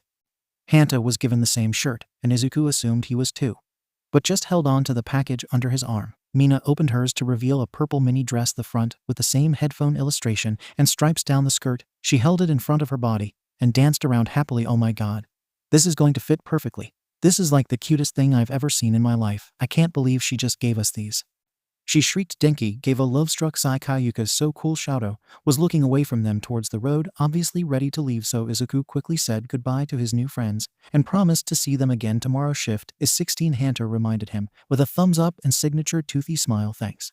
See you guys later." Izuku waved as he and Shouto headed down the road together. They started their walk without talking to each other, though Izuku was subconsciously muttering to himself the entire time. Shouto listened in silence, not quite understanding what Izuku was talking about. He tried to listen, but only caught bits and pieces. "You mentioned you had an odd feeling earlier," Shouto asked Izuku, interrupting his mumbling. The green-haired boy looked up at him in surprise, as if he'd forgotten Shouto was there. "Oh yeah, I did. It's probably nothing, but I just got this weird vibe from Kayuka-jiro." "Weird how?" Shouto asked patiently. The name Kayuka-jiro was faintly familiar in his head, but he couldn't recall why she was super friendly with the others. "But when she'd look at me, I felt like, I don't know, like she despised me. But that makes no sense. I'm pretty sure I didn't do anything to her." Denki was making a complete fool of himself in front of her, but she seemed fine with it. "Yet I swear she had a problem with me," Izuku rambled on as Shouto nodded his head to show he was listening. "That's weird, right? 'Cause there's no reason for her to dislike me. I think is there something about me that could make a stranger hate me right away?" Izuku looked up at Shouto in concern. His eyes were wide and almost watery, his cheeks a little pink underneath the freckles that scattered across his face. For a moment Shouto could only stare. He wondered to himself how many freckles there were on the smaller boy's face, how they also went down his neck and under the ugly polo shirt he was wearing. Did he have freckles on his whole body? When Izuku turned his head away to focus on where he was walking, Shouto noticed the way his dark green hair bounced as he moved. He suddenly had the impulse to touch it again, as he remembered how soft it had felt that morning. Izuku frowned, looking back at him again. Shouto quickly looked away, his heart racing uncomfortably fast. "Odd. You didn't answer my question," Izuku sighed. Though I guess that's answer in itself. I guess you haven't really liked me since we met either. The fox yokai stopped walking. Izuku thought he disliked him. She probably doesn't hate you. I know I don't dislike you. Izuku halted a few steps ahead on the sidewalk. You don't. He tilted his head curiously, his expression unsure. Shouto's face softened. He knew he hadn't been super welcoming to Izuku since he'd shown up at the shrine. He didn't smile, but he tried allowing his face to look more honest, tender. Even I don't. The more I'm around you, the less concerned I am for the well-being of the shrine. I see that you're trying.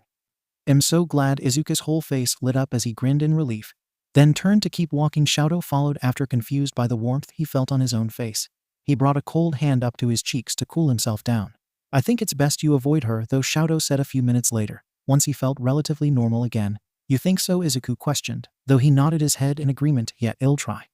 Though it might be hard when the others are such big fans of hers. Do you think she's dangerous? Shouto asked. The freckled boy giggled nervously. What? No, honestly, I'm probably just being a little paranoid anyways. Why do you think she is? I wouldn't know, Shouto answered honestly. But I don't trust her. I'll come with you to work tomorrow, to be sure that you're safe spending so much time there. Izuku spun his whole body to face Shouto, his face shining gleefully. Really? Okay. Yet it'll be fun to have you there. You can even keep pretending to be human. He laughed to himself, mouth open wide and joyful. Shouto grimaced, looking away quickly, and feeling a little blinded by the sight. There was something about Izuku that made his body freak out. He considered it to be a god thing since he was Izuku's familiar. But he never had a reaction like this to Momo, despite how godly and ethereal she actually was. Their conversation, the rest of the walk home, was more quiet as Shouto mostly nodded and listened to Izuku talk about his first day at work. The next day, Shouto sat alone in the lounge area of the 3rd floor while Izuku worked. He wore casual clothing instead of his traditional clothes, as per Izuku's suggestion to not stand out as much. Of course, it didn't make much of a difference because of his unique hair coloring. He felt out of place, sitting in an empty lounge of a place for humans wearing their lame clothing as he pretended to be one with Momo. He would have never found himself in a place like this. Things were different now. He tried to remind himself, the god I serve is working as a janitor, he muttered to himself. This is humiliating. He laid back against the sofa, staring at the ceiling in boredom. The black jeans he wore felt tight and itchy on his legs. He wanted to go home and change back into his yukata. At least the blue button-up he wore was light and mostly comfortable-ish. Shouto heard the elevator ding from behind him, but he ignored it. He closed his eyes. Maybe he could squeeze a nap in. Yo dude, a voice he didn't recognize called out. You feeling okay? Shouto turned his head towards the voice, only to look up at a blonde kid, probably Izuku's age.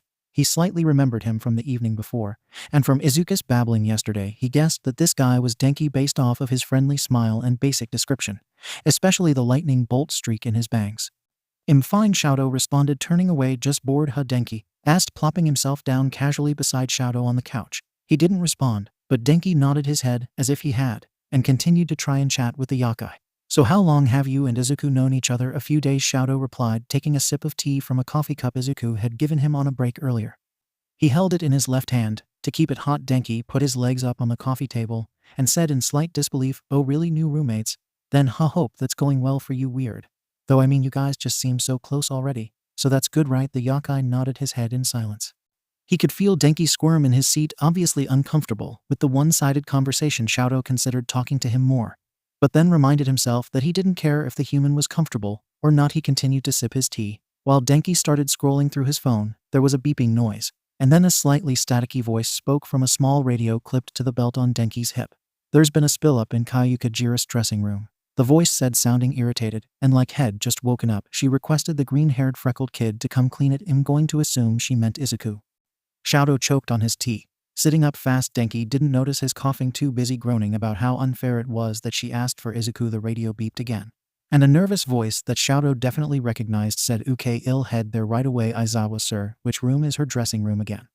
Another beep, and then a long sigh. 5th floor, last room on the right. There'll be a silver star on the door, so you really can't miss it. Beep. Thank you, Izuku's voice squeaked. The blonde turned to Shouto. Totally unfair that she requested Izuku. Do you think he'd trade, and I could go instead? Probably too late, though man, I'm going to go, Shouto said, ignoring Denki's comments, and quickly stood up. Have to piss, Denki snorted. Man, have a great time. He walked quickly to the elevator, waited much longer than he wanted to for it to open for him, and impatiently pressed the 5th floor button. As soon as he was inside, it slowly moved up, way too slow for Shouto's liking. As the doors opened, he saw that the entire floor was in pitch black darkness. Every light shut off. He could sense an ominous presence, one that definitely wasn't human or friendly. His stomach filled with dread. There had to be a reason Kayuka-Jiro had asked specifically for Izuku. Thank you. Izuku squeaked into the plastic radio before reclipping it to his pants. As much as Izuku rather continue vacuuming around the concert hall chairs, he packed up his supplies and then headed for the elevator. His hands shook as he pressed the elevator buttons, the palms of his hands clammy, since Aizawa had radioed him. It just made no sense for Kyoka to request him. She clearly hadn't liked him very much at their first meeting. Him being paranoid, he muttered to himself while watching the numbers go up on the screen. Maybe she just feels bad having someone else clean up after her since she likes them more. That would make sense. That's all this is. Fine. This should be fine. Izuku started to walk out when the doors slid open, but froze mid-step as he took in the state of the 5th floor. Except for one single light at the far end of the hallway, every light fixture was shut off, creating a sort of sinister presence. Even the curtains were closed shut, blocking out any natural light from entering the floor. He gulped, then scurried down the hall. The sound of his racing heart and squeaking sneakers was invasive to the silence around him. He stopped at the last door, briefly acknowledging the silver star, as he raised a slightly quivering hand to knock. Before he could even touch the door, it swung open and revealed Kyoka Jiru. Her outfit was of similar aesthetic to the day before: ripped jeans and a crop top tee with a chibi skull on it. She stood a little below Izuku's eye level, her thin arms crossed, and a scrutinizing glare on her face. Despite being shorter, her presence was much more dominating than Izuku's, and he had to resist the urge to turn and cower away shyly. "Thanks for coming," she said, voice insincere. The spills in the back corner. She moved to the side so Izuku could come in, then closed the door behind her. He glanced over to ask her how her day was, but found her steadily watching him with her back against the door. Izuku stiffened and looked away. Why was she watching him like that? Even as he walked more into the small room, he could still feel her eyes on him, and he had to suppress a shiver. Her dressing room was small, a little messy.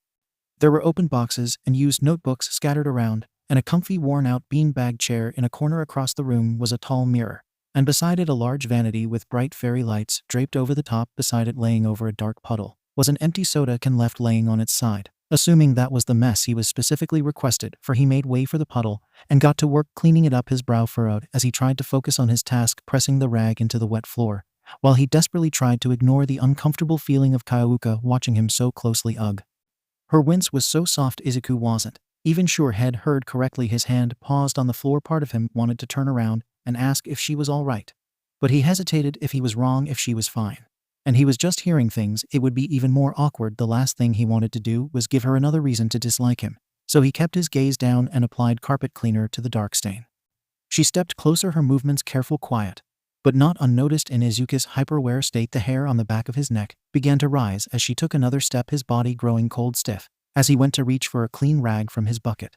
Nothing happened, literally nothing, because Izuku couldn't move. He was stuck sitting on his knees with one hand around the bottle of cleaner and the other on his knee. It was like he was petrified. No matter how much he wanted to move, nothing was happening. Kyoka was directly behind him. Now he could feel her presence, and he wanted to gulp, scream, do something, but he couldn't move a muscle.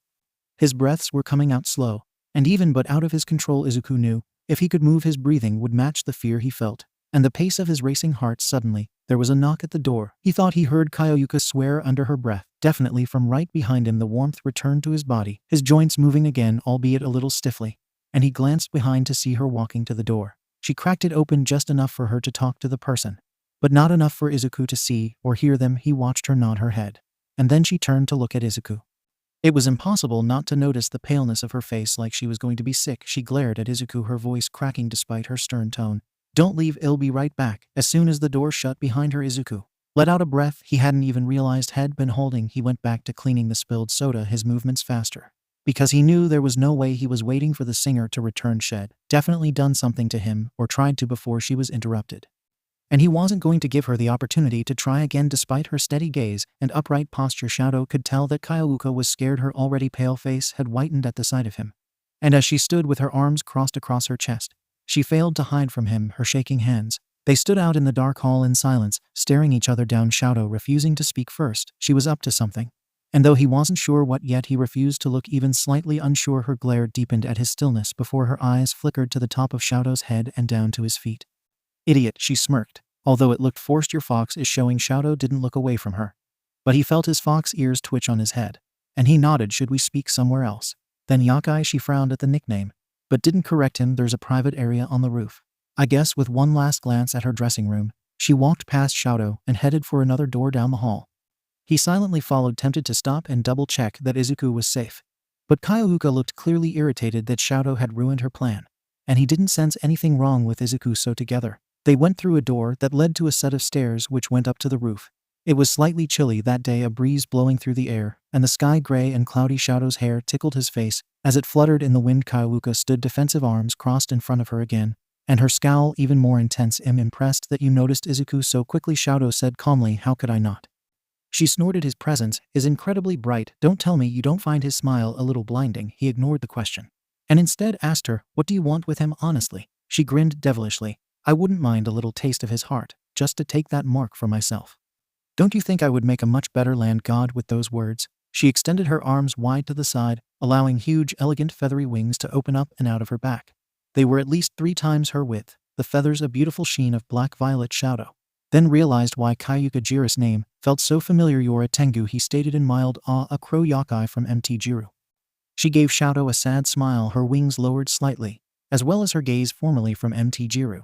"It's been 16 years, I'm just a banished Tengu now. But imagine if I become a land god, 𝗧𝗏 be sure to take me back." Shouto narrowed his eyes at her sudden determination, his tail twitching behind him in irritation. "So you only want to be the land god for your own benefit? Then you don't care at all about a land god's shrine duties, or the ways you can help people, of course not." 𝗂𝗧𝗏 laughed bitterly. "A god is meant to be served. It's the job of familiars like you to do all the work. Listen, I know you are a strong kitsune. If 𝗬𝗫𝗢𝗚 let you live, and you can be my familiar when I become the new land god. Like I'd let someone like you become the land god," he growled, ice forming on his fingertips as he began taking steps towards 𝗂𝗧𝗏. "The fact that there are so many lowlifes like you who think they have what it takes to be a god. I couldn't be happier that it's Izuku serving." Suddenly Shouto dashed forward, striking his right arm out and sending a wave of ice towards 𝗂𝗧𝗏. Her reflexes were fast, and she gracefully jumped to the side to dodge it with a single flap of her dark wings. She flew into the air. The gust of air from her wings sent Shouto flying backwards across the rooftop, close to tumbling right off the edge.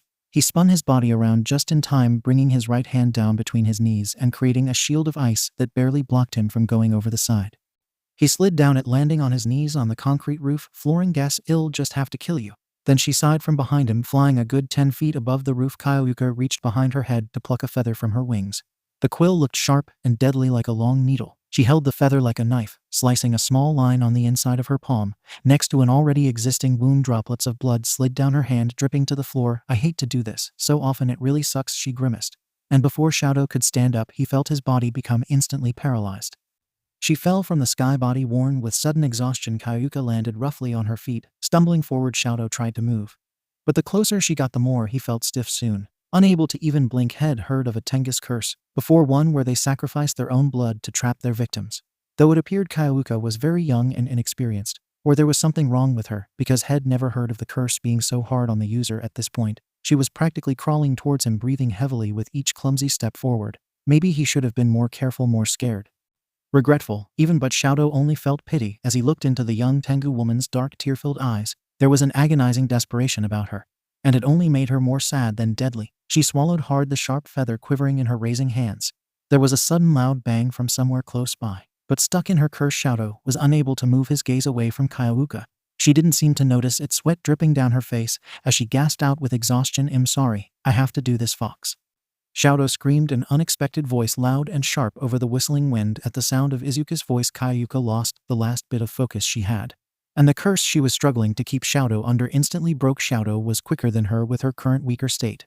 He swung his leg out from under himself and kicked her straight in the side. She slammed into the ground, the feather needle dropping from her hand, and slid towards Shouto. The Tengu tried to get up, but collapsed to the ground in a coughing fit, blood dripping from her mouth. Her wings dropped around her body defensively as she shivered in pained gasps. Shouto picked up the long needle and then grabbed 𝗂𝗧𝗏 by the hair from behind her. She yelped, her eyes shut tight as makeup-stained tears streamed down her cheek. Shouto brought the needle to her throat. "Just kill me," she begged tearfully. "I have nothing to live for now. They're never going to take me back." Just as he was about to slice the blade-like tip across her skin, he heard Izuku gasp in horror. Shouto froze, looking up to see a panting Izuku standing in front of them. His hair was even more messy in the wind, his large green eyes wide with fear. As he looked down at 𝗂𝗧𝗏's defenseless state, "Look away, Izuku," Shouto said sharply. "You don't need to see this." "No," Izuku yelled, making Shouto flinch. "You can't hurt her. Let her go now." He felt warmth burst through him as his hands glowed a bright white, instantly letting go of the Tengu. They came up to his ears, raised in a surrendering position. As he took a step back, when she fell over, her body collapsing on itself, Izuku rushed forward to support her. The glowing stopped the strong sensation seeping away as Shouto's hands lowered back down. He bit his lip, frustrated at his loss of control and slightly ashamed by how upset Izuku appeared. What was that? Izuku asked Shouto in bewilderment. Nodding towards his hands, Shouto looked to the floor and admitted something he hadn't wanted Izuku to know about yet. I must obey you as your familiar. You gave a firm command, and I simply obeyed. It's a part of the contract between a god and familiar, okay? He sighed, dragging out the "oh, that's weird, okay." He turned back to Kayuka and helped her sit up. Are you all right? He asked her, gently rubbing her back comfortingly underneath the wings as she coughed into her elbow. She looked up at him, a guilty and sorrowful frown on her face. Why did you save me? She whispered, 𝗵𝗃𝗃𝗁𝗧𝗏 yokai. I was going to kill you, and your familiar. Izuku laughed nervously. Look, as long as you don't plan on it anymore, then it's okay. No, it's not. Shouto rolled his eyes, not even surprised by Izuku's naive nature. If I hadn't come by, she would have killed you, Izuku. He sent Shouto an angry glare, making him shut his mouth. I get that, okay? But she didn't, and I don't think she's really evil, not like that monster before. He gave Kayuka a warm smile, putting a hand on her small shoulder. I heard what you said earlier. Trust me, you have a lot to live for. I know some people who really admire you and care about you. And if you died, they'd be really heartbroken. Why? She questioned, looking away from Izuku with a pout. They don't even really know me. They still care. They are good like that, I can tell. Give them a chance. And I bet they'll help you understand that you have so much to live for, plus you're really talented. He winked at her. You're an awesome pop star, 𝗵𝗃𝗃𝗁𝗧𝗏. Kayuka laughed lightly, a blush on her face, as she pushed Izuku away. Whatever, fine, I get it. You don't need to be so cheesy, okay, land god. He helped her stand, his bright, sweet smile still on his face. His teeth were nice and straight, his freckled cheeks rosy and warm compared to the cold gray sky around him with the sun in his eyes. He was squinting so much his eyes were practically closed, making his lashes look even longer as they lay over his cheeks. Just call me Izuku. Kayuka looked up to Shouto, her face much less hostile than it had been earlier. She gave him a small apologetic smile. He didn't trust her, not yet. But they came to a silent truce. Izuku wouldn't be harmed. They would both protect him. They both wondered what was brighter, the sun peeking through the clouds or the smile on the young god's face. He should have known they'd come for him. And yet, when two strong hands slammed themselves hard on his shoulders, he still screamed out in fear, his arms flying up and frantically trying to land a punch on his attacker.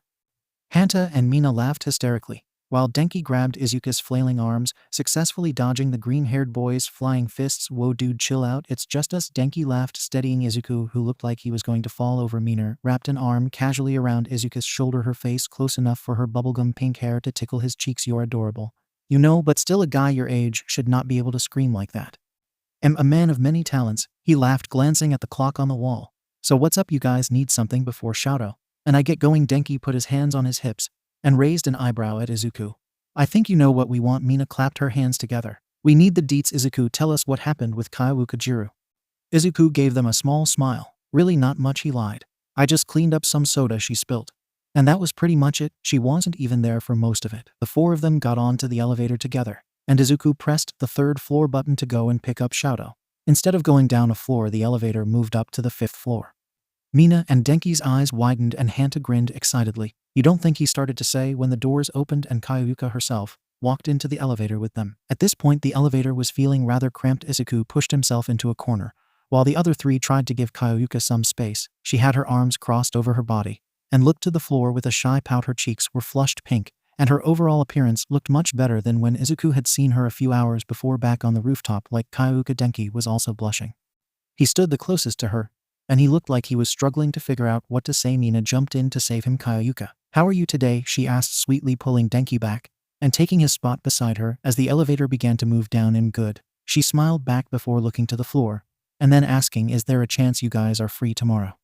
We have the day off, Zero replied, elbowing Denki in the side. How come? The blonde asked Kayuka, not even trying to hold back his obvious excitement. The elevator doors opened, and Izuku squished his way to the front to call out, Shouto, it's time to go. Shouto turned his head to peer over the couch, Fox ears hidden again, and he nodded silently. He made his way over to the elevator, while Izuku held his hand over the side to keep the doors from closing. Izuku looked back at the group behind him, realizing there was a slight problem. Oh geez, Izuku winced. Sorry, everyone, we're going to need to squish more. It ended up with Kayuka sandwiched between Mina and Denki, while Hanta was stuffed behind the blonde. Shouto stood in front of Mina, while Izuku was pressed between him and the elevator wall. He quickly pushed the button for the 1st floor and held his breath, trying to ignore how pleasantly cool Shouto's right side felt. On the contrary, Mina was holding back from snuggling up to Shouto, as she could feel a cozy warmth coming from his left. Kayuka looked up at Mina, her smile shy and mousy. I was thinking it'd be fun for all of us to hang out tomorrow, get barbecue or something. Yes, Denki practically shouted, making Kayuka giggle. Yes, he repeated more softly. Wed love to right guys. Izuku, you and Shouto coming to the fox. Yokai looked down at Izuku face blank. As if he was waiting to react, Izuku brought a hand up to Shouto's arm and squeezed it assuringly as he said to the others, how about next time there's some stuff I need to do at home while I have the day off? Shouto didn't say anything, but he was grateful that Izuku chose to spend his day off tending to his shrine duties. Izuku grew silent, listening to his peers talk amongst themselves, completely unaware of Shouto observing him. He felt hyper-aware of Izuku's hand, still holding on to his arm. The close contact was strange, but not unpleasant. Izuku's hand was warm on his cooler side, firm, and more comfortable than Shouto expected the new god to be with him. Maybe had forgotten that had grabbed Shouto in the first place. He chose not to say anything, deciding that he almost enjoyed the gentle contact. The others waved goodbye, heading for the parking lot, where their cars were parked. Shouto moves to follow them in that direction. But Izuku stopped and turned towards another hall. I forgot my jacket, he explained. Be right back. Izuku let go of Shouto's arm and hurried for the employee locker room. The yokai stood still, his arm feeling unusually cold without Izuku's touch. He shook it off, irritated that he even cared. When Izuku returned, they headed straight for the employee exit, where Shouto had picked him up last time. Izuku swung open the metal door, a gust of wind blowing into the room that made Shouto squint and Izuku take a step back into him. Crap. He sighed. Shouto hummed in agreement, staring out at the wet cement as rain poured from the skies and droplets bounced from the dark pavement. It didn't look like something they could wait out, especially as the air was only getting colder and the sky darker this late in the day. He wished for the 100th time that day that he was wearing his traditional clothing just to have more layers protecting him from the rain. We only have one option, Izuku said, a devious smirk on his face. Shouto gulped, frowning. As he asked which is what, Izuku laughed at his defeated face. He grabbed Shouto's arm again and pulled him out from the safety of the doorway, yelling run. In a matter of seconds, both boys were soaked to the bone. Their clothes clung to their bodies, hair flat and dripping water onto their faces. They raced each other for a good few blocks before Izuku begged Shouto to stop under a bus stop so he could catch his breath. Shouto shook his head, spraying water around like a wet dog, his white and red fox ears popping up. Izuku barely managed to shield his face, a huge grin on his face. You've got to put those away, Izuku chuckled, pointing at the top of Shouto's head. No one else is out here anyways, he replied, looking out at the empty roads flooding with water as the skies continued to pour. It's so unfair, Izuku thought to himself. Shouto stood there drenched and looking like a pathetic drowned cat. And yet he was still one of the prettiest things Izuku had ever seen. His eyes were bright in the low light. His soggy clothes just made his muscular figure more visible, and the jeans he wore had tightened around his legs. It just wasn't healthy for Izuku's poor heart. Shouto noticed him staring and raised an eyebrow in question. He hoped his blush wasn't too obvious, and he just gave Shouto a tight smile, ready to keep going. The yokai shook one of his legs, glaring at his shoes. Sure, it's starting to get a little harder to run in these pants. Though I can give you a piggyback ride, Izuku blurted out, grinning awkwardly as he tried to play it cool despite how odd of an offer it was. Soaking wet, Shouto reasoned. So am I, Izuku retorted with a forced laugh. You're not strong enough, the fox claimed, beginning to step back out into the rain, walking a little stiffly due to his shrinking jeans. I am, Izuku huffed, hurrying after him. You're just too scared. At that, Shouto gave Izuku an annoyed glare. I am not. There's nothing scary about riding on a small boy's back, except maybe the possibility of falling and dying. You're being dramatic, the freckled man laughed. I can see how uncomfortable it is for you to walk. Come on, just hop on my back. He ran in front of Shouto and knelt down for him to get on his back. Shouto stopped, crossing his arms defensively. I will not.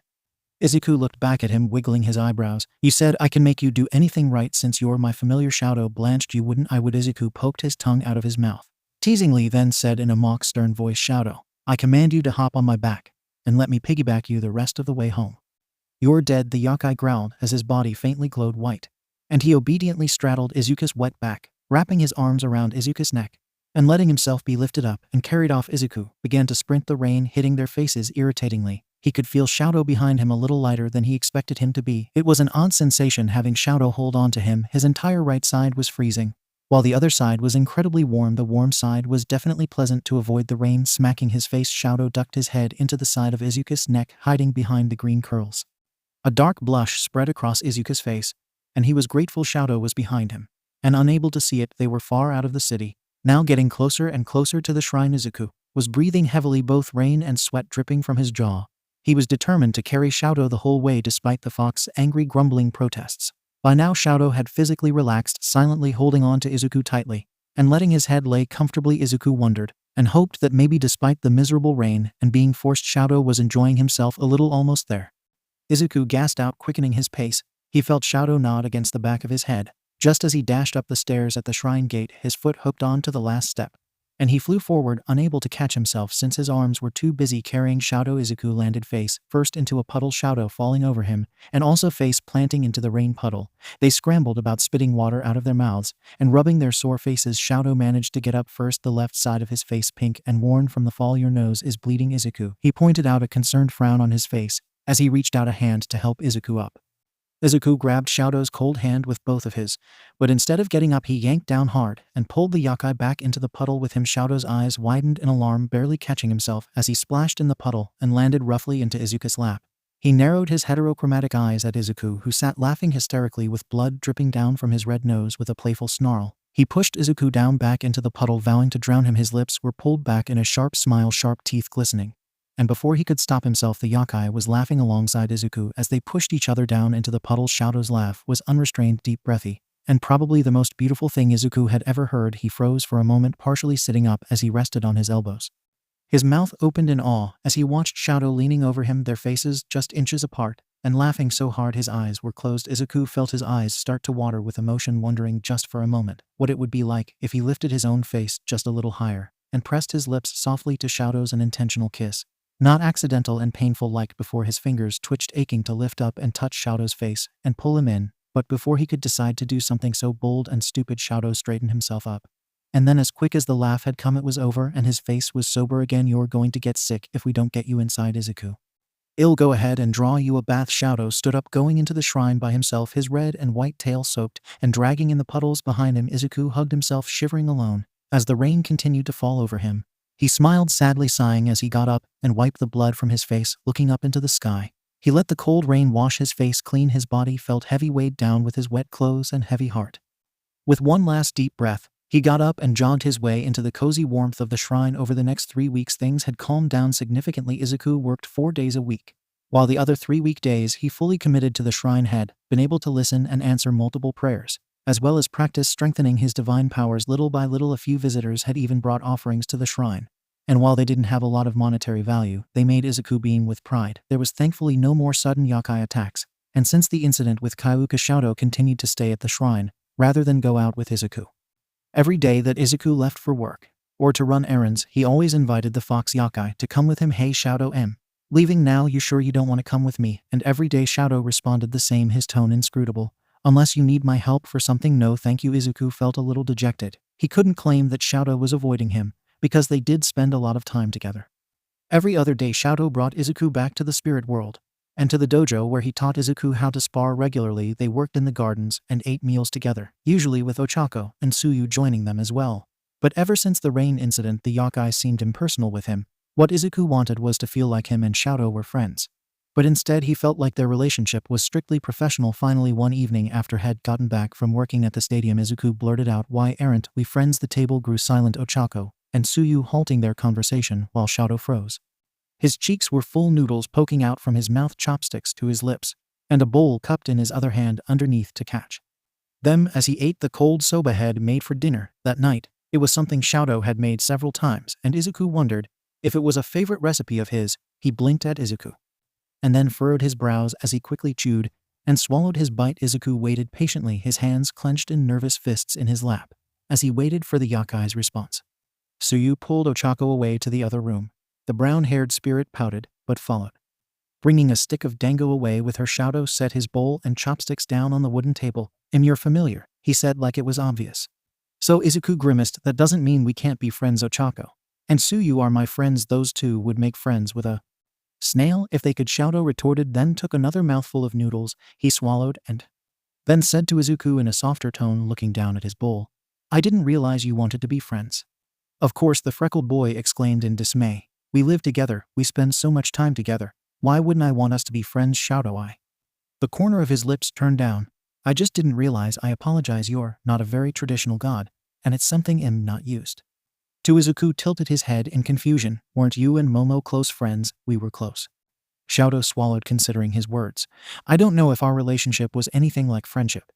I served as her familiar for many years. I cared for her, and she cared for me, but she did leave, and so I may have been mistaken about our relationship.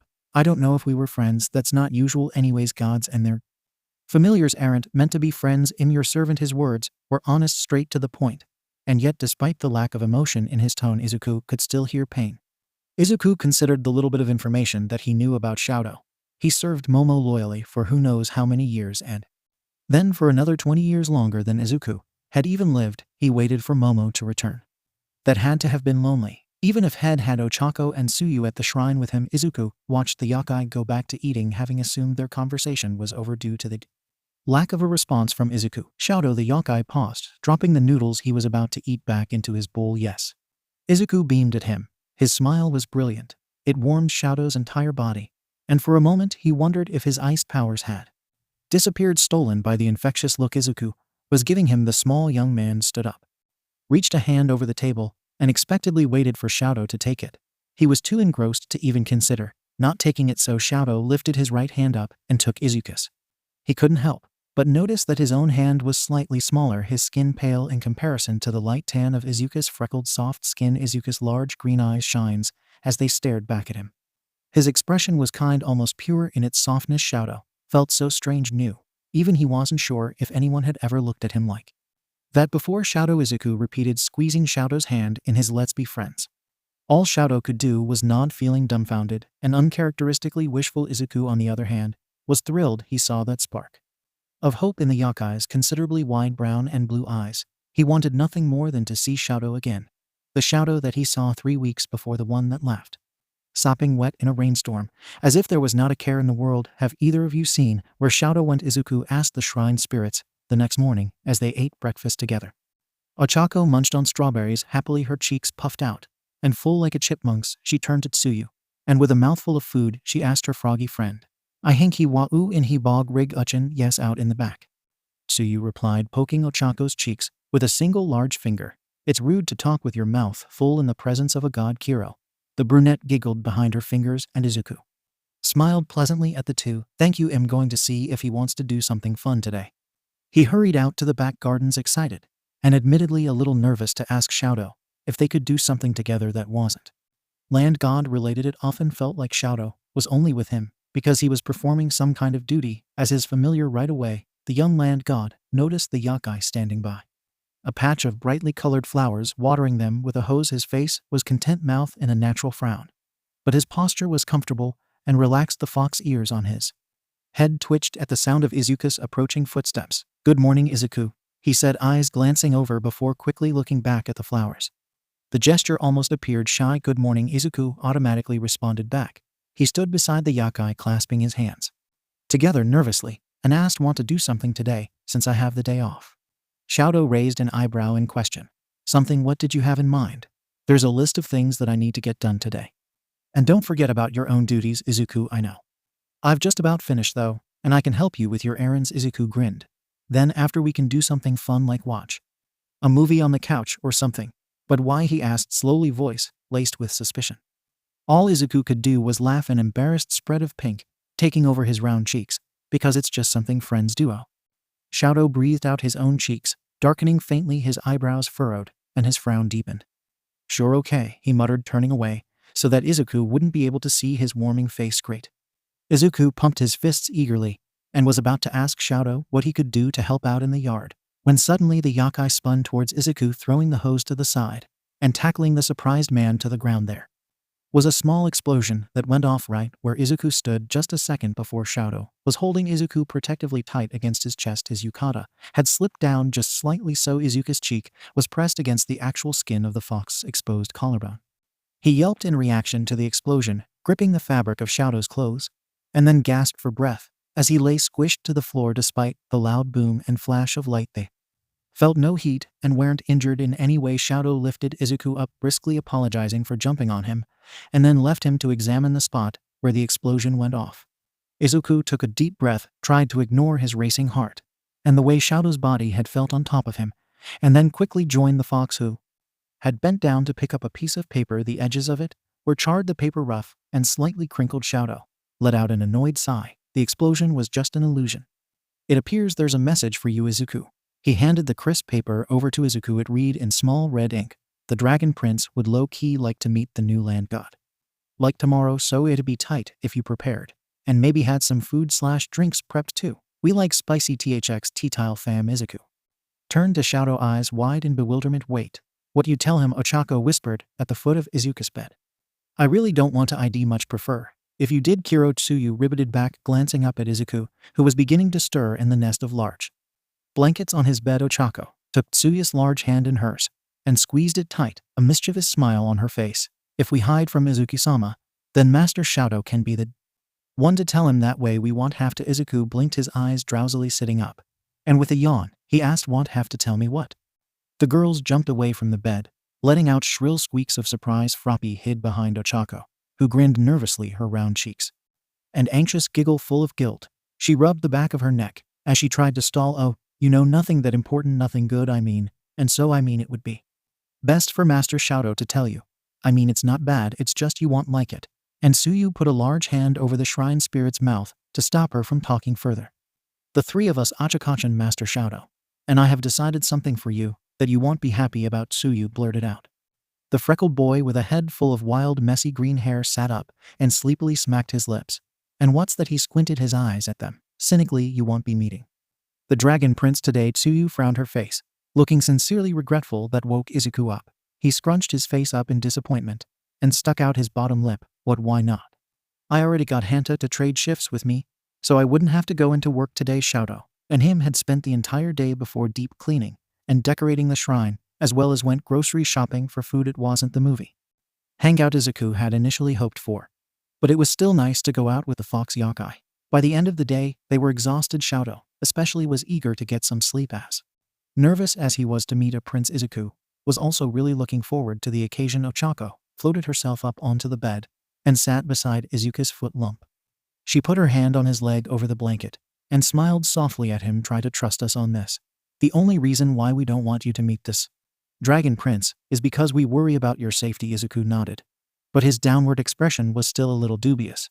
But I thought his reason for coming here was to meet me. Won't it be kind of bad of me to not show up? Tsuyu hopped up on the bed too, crawling over to curl up beside Izuku. She fit beside him like a small child, looking up at him with her huge eyes unblinking. He will most likely be angry, but Master Shouto can handle that. The prince is known for being a little hot-headed. Kiro, we don't want you to be in any kind of a dangerous situation. You've been through enough already. I guess that makes sense. He sighed, suddenly gripping the blankets in tight fists. It'll get stronger, that way you guys won't have to worry about me so much. The girls grinned at him, clapping their hands encouragingly. You can do it, Izuku. Izuku's stomach grumbled loudly. He sat in his bedroom alone, sitting cross-legged in his bed, with prayer notebooks around him, one open and resting on his knee. The shrine was filled with a heavy aroma of spices, savory and heavenly, and just painful for Izuku to endure on an empty stomach. Shouto had let him have a taste earlier to ensure it was of godly quality, as Head put it. Izuku moaned at the memory. The curry had been amazing and so spicy, and everything he wanted in that moment. Good, Shouto had said at Izuku's approval. Now go hide in your room until the prince leaves. So now Izuku sat waiting, bored, lonely, and most of all starving. He knew he should have just asked for a bowl before going into his room to hide, but he didn't consider it until it was too late. He contemplated sneaking to the kitchen to get some before the Dragon Prince arrived, but Shouto's rules had been clear: don't leave the room and don't make noise. They weren't clear on when exactly the prince was going to show, so that meant Izuku could be stuck hiding in his room without food, oh god, all day, which the land god really wasn't looking forward to. Izuku went back to reading over the prayer books in his bed. Had gotten through about 8 years of notebooks now since had become the land god, but he still had 12 years worth of books to go. With a sigh, he finished reading the one he was currently on and closed it shut. He leaned back against the headboard, letting his bangs fall away from his face.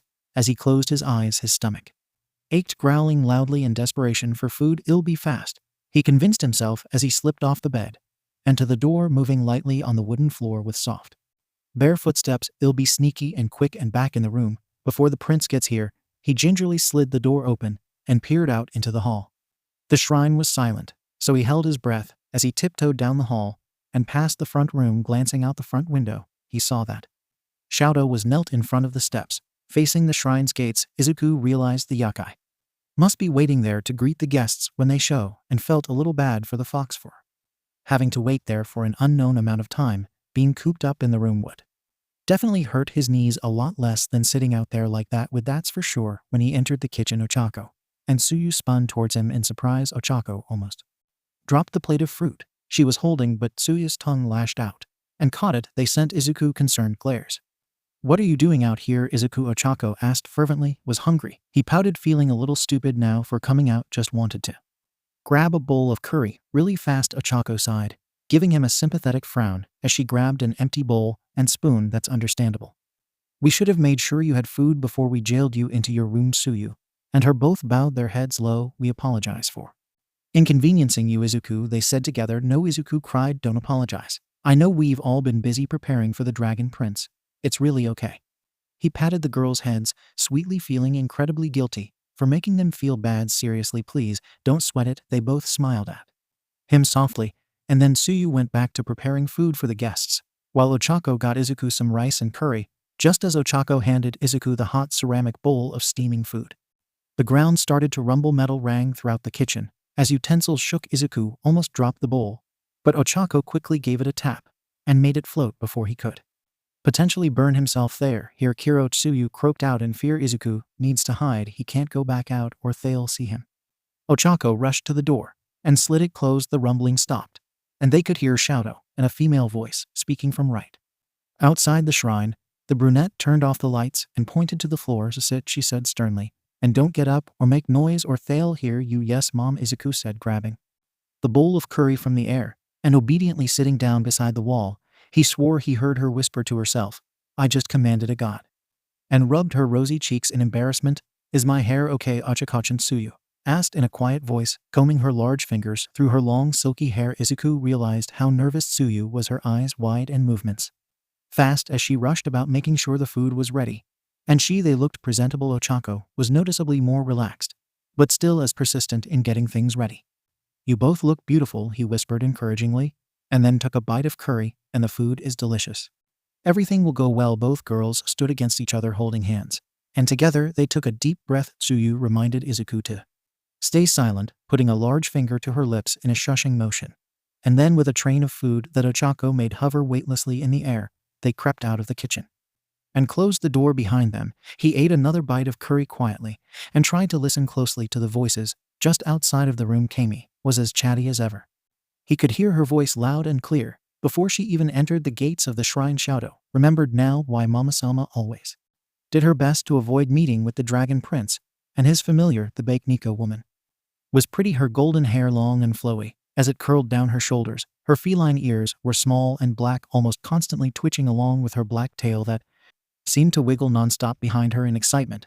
She wore a gorgeous kimono that draped loosely around her body and showed of her voluminous bust and deep cleavage. The fabric was shimmery and had an illusion of changing colors as it transitioned from gold to red as she moved about. Decorated here and there were tiny golden bells, one around her neck like a choker and others worn like bracelets on her arms and legs.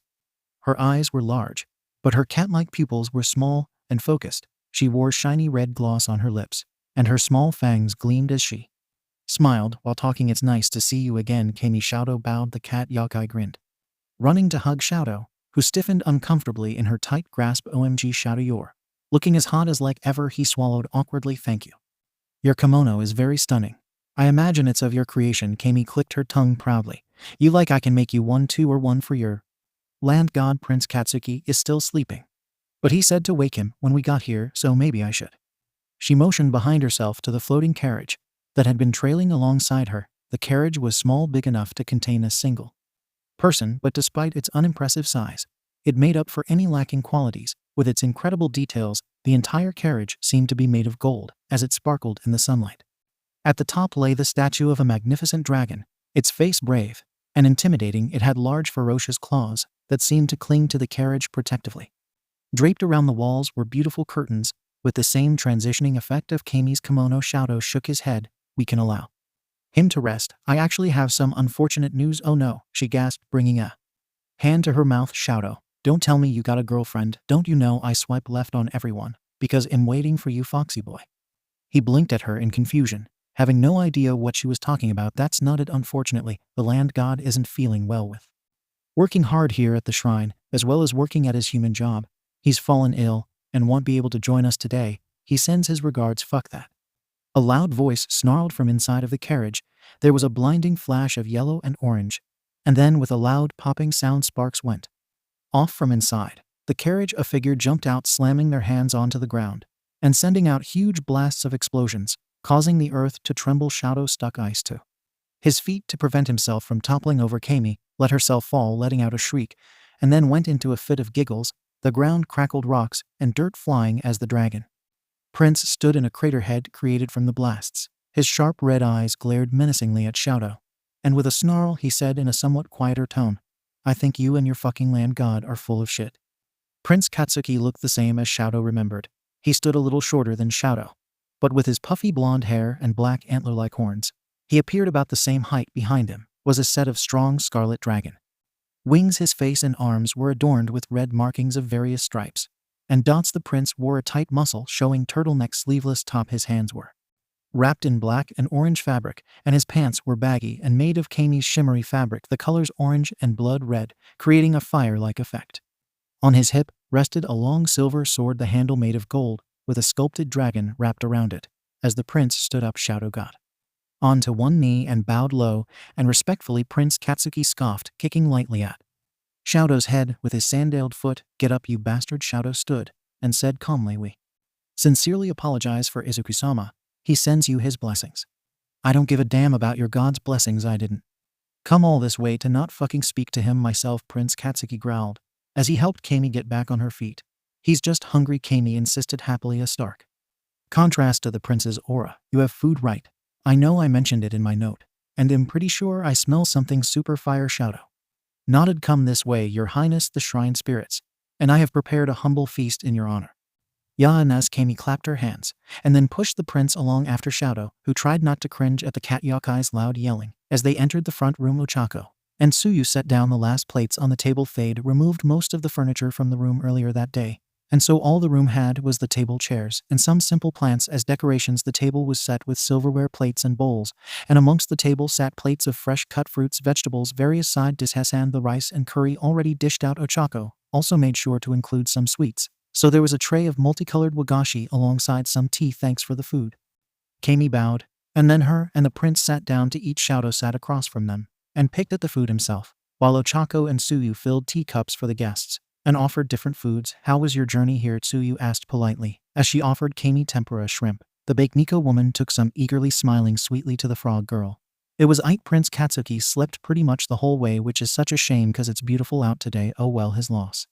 Prince Katsuki gave her an irritated look, and then went back to eating, glaring silently at the food. Kami took a bite of curry and purred loudly, "Guys, this is delicious." "You can tell he's enjoying it too, just look at that smile." She pointed her spoon at Prince Katsuki, who was most definitely not smiling.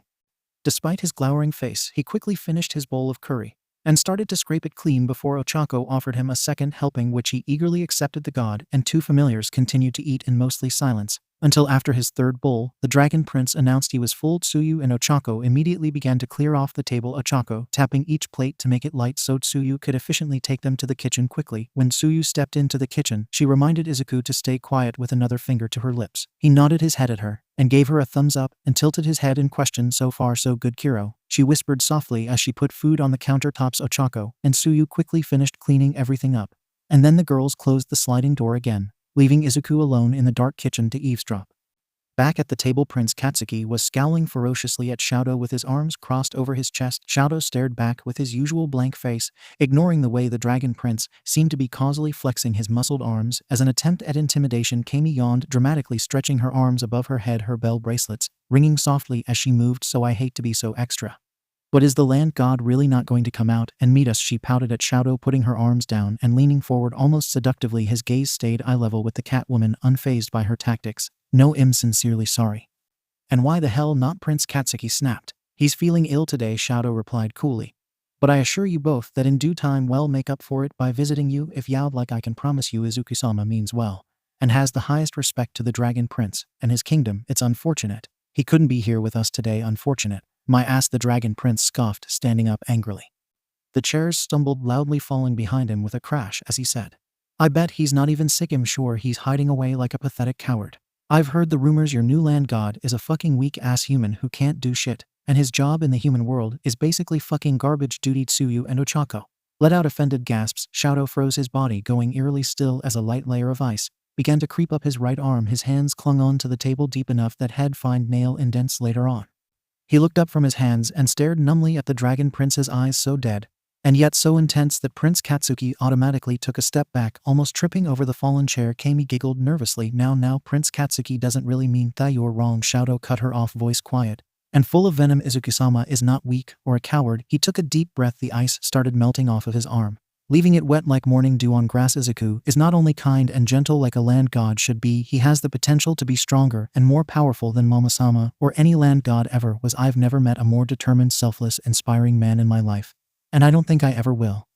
Prince Katsuki and Kami both stared at Shouto in surprise. Kami's mouth dropped open in a small O shape. Suddenly Prince Katsuki grinned, his face going dark as he lifted his head back and laughed, startlingly loud in the quiet of the room. I get it, he chuckled, wiping tears from his eyes. You've become the loser's little bitch, huh? Multiple things happened at once on one part of the room. Ochako tried charging at the prince, her arms flailing about as Tsuyu wrapped her long tongue around the girl's waist to hold her back. Let me at him, she screeched angrily. Kami and Shouto stood at the same time. The cat yokai stepped in front of the dragon prince, pulling from her sleeve a long cigarette holder and swiftly bringing it to her lips. As she blew out smoke, Shouto was charging straight for them, leaping over the table with his teeth bared and tail puffy. Kami pulled the prince back, just as Shouto flew straight into the lavender-colored smoke cloud. The puffs of smoke moved and changed, morphing into multiple momos. They were all nude, her chests and lower regions barely covered with little purple clouds. 3 of them surrounded Shouto, reaching for him and crying out his name, Shoutou. They wailed, faces agonizingly sad and desperate. Shouto gritted his teeth, closing his eyes and feeling guilty for seeing even an illusion of his former god. So exposed, he let a blast of ice shoot out from his right side. Spear-like icicles rushed at the momos, causing all 5 or 6 of them to vanish into thin air. The ice encased him, blocking his vision of the rest of the room. He could hear Prince Katsuki cursing angrily and Kami yelp out, then whimper as if she was in pain, and realized he must have hit her with the ice as well. There was a deafening explosion, and then the ice shattered in front of him, and a section of the roof crumbled down in the ceiling. There was a large smoking hole, the edges of it still burning with little flames. Tsuyu and Ochako screamed, running out of the way of falling flames and tile. Prince Katsuki charged at Shouto, little scratches on his arms bleeding from where ice had nicked him as well, grabbing the fox hard by the shoulders and tackling him to the floor. Little bursts of explosions combusted against Shouto, causing him to clench his jaw in pain. The prince's hands were searing hot, burning through Shouto's yukata. His wings opened up behind him, his whole appearance now devilish as he grinned almost insanely. Little sharp popping noises came from his hands.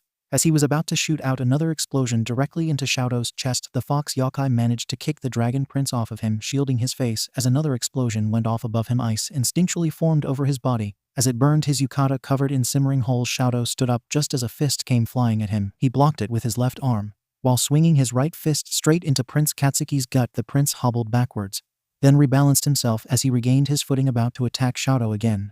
A blur of green flashed between them.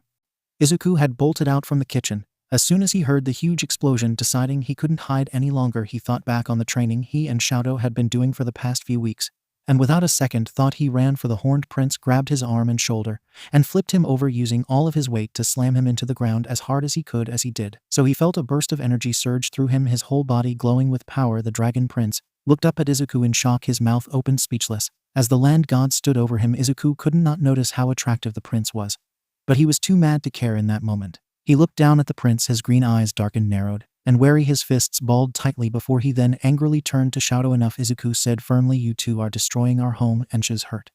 He pointed urgently to Kami, who was laying on the floor to the side with Ochako and Tsuyu beside her. Pieces of debris lay around them, dust coating their clothes, hair, and faces. The catwoman's face was scrunched in pain, and there was a small puddle of blood pooling around her legs. His words fell on deaf ears. Shouto ogled Izuku. The land god literally shone like the sun, so much that he was almost blinding to look at. Bursts of green shone through the rays of white light. That was his entire body, green showing through his hair and eyes and parts of his yukata. The light began to fade, and in seconds Izuku was normal again. He stared back at Shouto, frowning in concern for the obviously injured fox. He hurried over to him, while the prince got up with one last scoff, and then rushed over to check on his cat. Familiar, you're covered in burns and cuts. Izuku trembled, hands awkwardly hovering over Shouto as he wanted to touch him, but feared hurting him more. It doesn't hurt that bad, Shouto said softly, his chest aching with shame over the destruction he helped cause. The living room was destroyed above them. What remained of the roof was still burning, slightly smoke throughout the room, making the air stuffy. 2 of the chairs, as well as the table, were broken into pieces, wood splinters scattered across the floor. One of the plant pots was smashed, and the front window was completely shattered. Shouto eyed The chaos warily then looked back down to Izuku when he heard him sigh honestly. What the hell? Izuku muttered, lifting a hand up to gently touch Shouto's cheek. Shouto couldn't help leaning into the touch, closing his eyes, and enjoying the warm, comforting contact. There was a light cough beside Izuku. He looked down to see Tsuyu blinking up at him, her face incredulous and knowing. Izuku let go of Shouto's face and took a step back, his cheeks turning pink. The prince and Catwoman as well as Ochako were gone from the room. Ochako-chan is bandaging up Miss Kami outside. She got a pretty bad cut on her leg from Master Shouto's ice. But she's going to be alright, cats tend to heal quickly, Kiro. She then looked up to the ceiling. I think we should get started on the repairs as soon as possible in case it rains tonight. Did you need me to do anything else before I get started on that? Izuku shook his head. No, you're good, thank you so much Tsuyu. I'll come help you soon. Alright, she nodded. Alright. He watched her squat down low, and then leap high towards the ceiling, catching an edge of the hole with her large hands, and pulling herself up. She tied her hair up into a bow bun on her head to keep it from getting in the way, and then she immediately got to work. Izuku and Shouto walked together outside to where Ochako had moved. Kami the cat yokai was resting on her side on a blanket in the grass, her left leg raised slightly with pillows. There was a long cut from her ankle to her knee that Ochako had stitched up cleanly. Izuku kneeled down in front of her, blushing slightly and consciously avoiding his gaze from looking down to her revealed cleavage. She looked up at him, smiling sadly. It's an honor to finally meet you, land god. Sucks that it's like this. Though I'm not feeling so Gucci anymore, you feel me? She winked, tilting her head slightly, so the bell around her neck rang endearingly. It's nice to meet you too, Izuku replied with a frown. I'm so sorry you've been hurt. She grinned. Don't worry about it. Being Prince Katsuki's familiar means I get hurt more often than I probably should. He's a salty guy, so it means I'm swooping in to save the day, sometimes so he doesn't get his pretty face ruined. But us kitties have got 9 lives, so don't sweat it, land god. Izuku looked around the yard. Not seeing the dragon prince. Where is he? He asked both Shouto and Kami. I believe Ochako-chan may be tending to his wounds back inside, Shouto said. The green-haired boy kicked at a stone reluctantly. I think I should probably speak with him. This whole situation sort of turned into a mess, literally, Kami purred out. She looked over to Shouto. I'm sorry about using Mama-sama like that. It was the first thing I could think of that would make you freak. It's fine, the fox yokai muttered Shouto, and Izuku excused themselves from Kami, and then turned to head back into the shrine. They'd only got a few feet away from her when she called out, wait. Izuku hurried back over to her, while Shouto stalled. What is it? Prince Katsuki is much too prideful, she sighed with exaggeration. But truth is, we came here seeking your help. He probably won't admit it. He's got zero chill. But please try to listen to what he says and understand that he is asking for your help. I'll do my best to help. Izuku smiled. Thank you, land god, Kami said, laying back down onto her back, her hair draping prettily around her. He turned away to join Shouto, who was waiting on the porch, but glanced back over his shoulder. Call me Izuku. She meowed softly, which Izuku took as acceptance, and so he waved goodbye and jogged over to the fox yokai. Shouto looked tired, his red and white ears were drooping, and if he let his eyes close it would appear as if he was sleeping. While standing, his elegant yukata was ruined with burn marks and holes, some parts wet from melted ice. Despite still being so handsome, he did look awfully tired with Izuku beside him. He turned to enter the shrine, but Izuku grabbed his arm to stop him. Shouto, Izuku said to grab the fox's attention. He looked to Izuku curiously, his face soft and sleepy. What is it? Izuku stepped closer to Shouto and then threw his arms around the yokai's shoulders, embracing him tightly. Shouto stiffened in response, his eyes opening wide. He was unsure of what to do with his hands, so he awkwardly patted Izuku on the back. The smaller boy took a deep breath, letting himself sink more comfortably into Shouto. He let his awkward hands relax, and then wrapped his own arms tight around Izuku's waist. This closeness was unusual for the yokai, but he found the hug almost addictive, and held on a little tighter. Thank you, Izuku whispered into Shouto's neck, his words tickling the yokai so much so he had to repress a shiver. Why? Shouto asked, resting his cheek on the top of Izuku's fluffy green head. He hoped that Izuku couldn't hear his heart pounding so loudly and rapidly. Izuku could, but of course he didn't mention it since his own heart was beating fast too. I heard what you were saying, Izuku said, tilting his face down so he wasn't talking into Shouto's neck. His words came out a little choked, as he felt his eyes begin to water. You defended me when you didn't have to, because the things the prince was saying were true. They weren't, Shouto argued, bringing a hand up to comb his fingers through Izuku's soft hair. I really meant what I said. Didn't you see how powerful you were when you came out? There's a very real strength inside of you, the girls, and I have faith in you, land god. A giggle broke out of Izuku. He pushed himself away from Shouto gently and wiped his eyes. Don't call me that, it's too formal. He looked up into Shouto's face to see the yokai smiling very slightly. His lips just barely turned up, his cheeks were faintly pink. His sleepy eyes stared fondly at Izuku, who had to look away quickly as his own face reddened even more. You should probably change your clothes, maybe take a little nap, Izuku suggested cheekily. You look like you're going to pass out. Shouto hummed in agreement. I could if I let myself. What about the Dragon Prince? I'd like to speak with him alone. He replied, if what his familiar said is true about him needing help, my guess is he'd want less faces to admit it to. All right, Shouto said, as they entered the shrine together. But if anything goes wrong, call out for me, and I will be there for you in a heartbeat. I know, Izuku said to his familiar before they parted ways. He watched the yokai go down the hall, and hoped Shouto would be able to get some rest. He found the prince sitting on the couch with Ochako in the living room. His arms were crossed over his body. He slouched low in the cushions, and he was pointedly looking away from the brunette girl. She was standing on the couch, and from her exasperated expression and hands on her hips, Izuku realized that she was lecturing the Prince Ōchikachin. Izuku gasped with concern. Had she gone insane? Or was she just that fearless? Tell this round-faced bitch to shut up, Prince Katsuki spat at Izuku. Or do you have no fucking control over your shrine spirits? The girl scoffed in offense, patting her cheeks angrily. I am not round-faced, you ugly jerk. Izuku was baffled by the exchange, and began to fear for the shrine spirit's safety. Ochako. She turned to him, and gave him a delighted smile. It's okay, Izuku-sama, Prince Katsuki. And I go way back. She turned back to the angry prince, her face darkening. So he knows better than to mess with me. Izuku was still skeptical. You know each other. Ochako nodded, plopping her butt down on the couch with a bounce. Yup. She popped the pea loudly. I used to be a servant for his kingdom up in the mountains, until she betrayed us, Prince Katsuki grumbled. She slapped his arm, which caused Izuku to flinch, as he watched them continue to bicker. I did not. She looked up at Izuku proudly. I was chosen as a gift for Mama-sama. When she was the new land god, it was an honor. And then I got to meet Tsuchin too. That was around 500 years ago. 500 years ago, Izuku repeated, absolutely appalled. How old are you? 121. She grinned, and leaned against the prince and Prince Katsuki.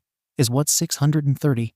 He's still a baby. He pushed her away harshly. If anyone here is a baby, it's fucking you, fetus face. She giggled and stuck her tongue out at the prince, ignoring his menacing glares. Whatever, anyways, I'm going to assist Tsuchin with the roof, and I'll allow you two to speak in private. Ochako hopped off the couch, giving a final bow to Izuku and the prince before hurrying out to the front room. Izuku pulled out a chair and sat across from the dragon prince. He stared at Izuku intensely, looking up and down as if he were inspecting him.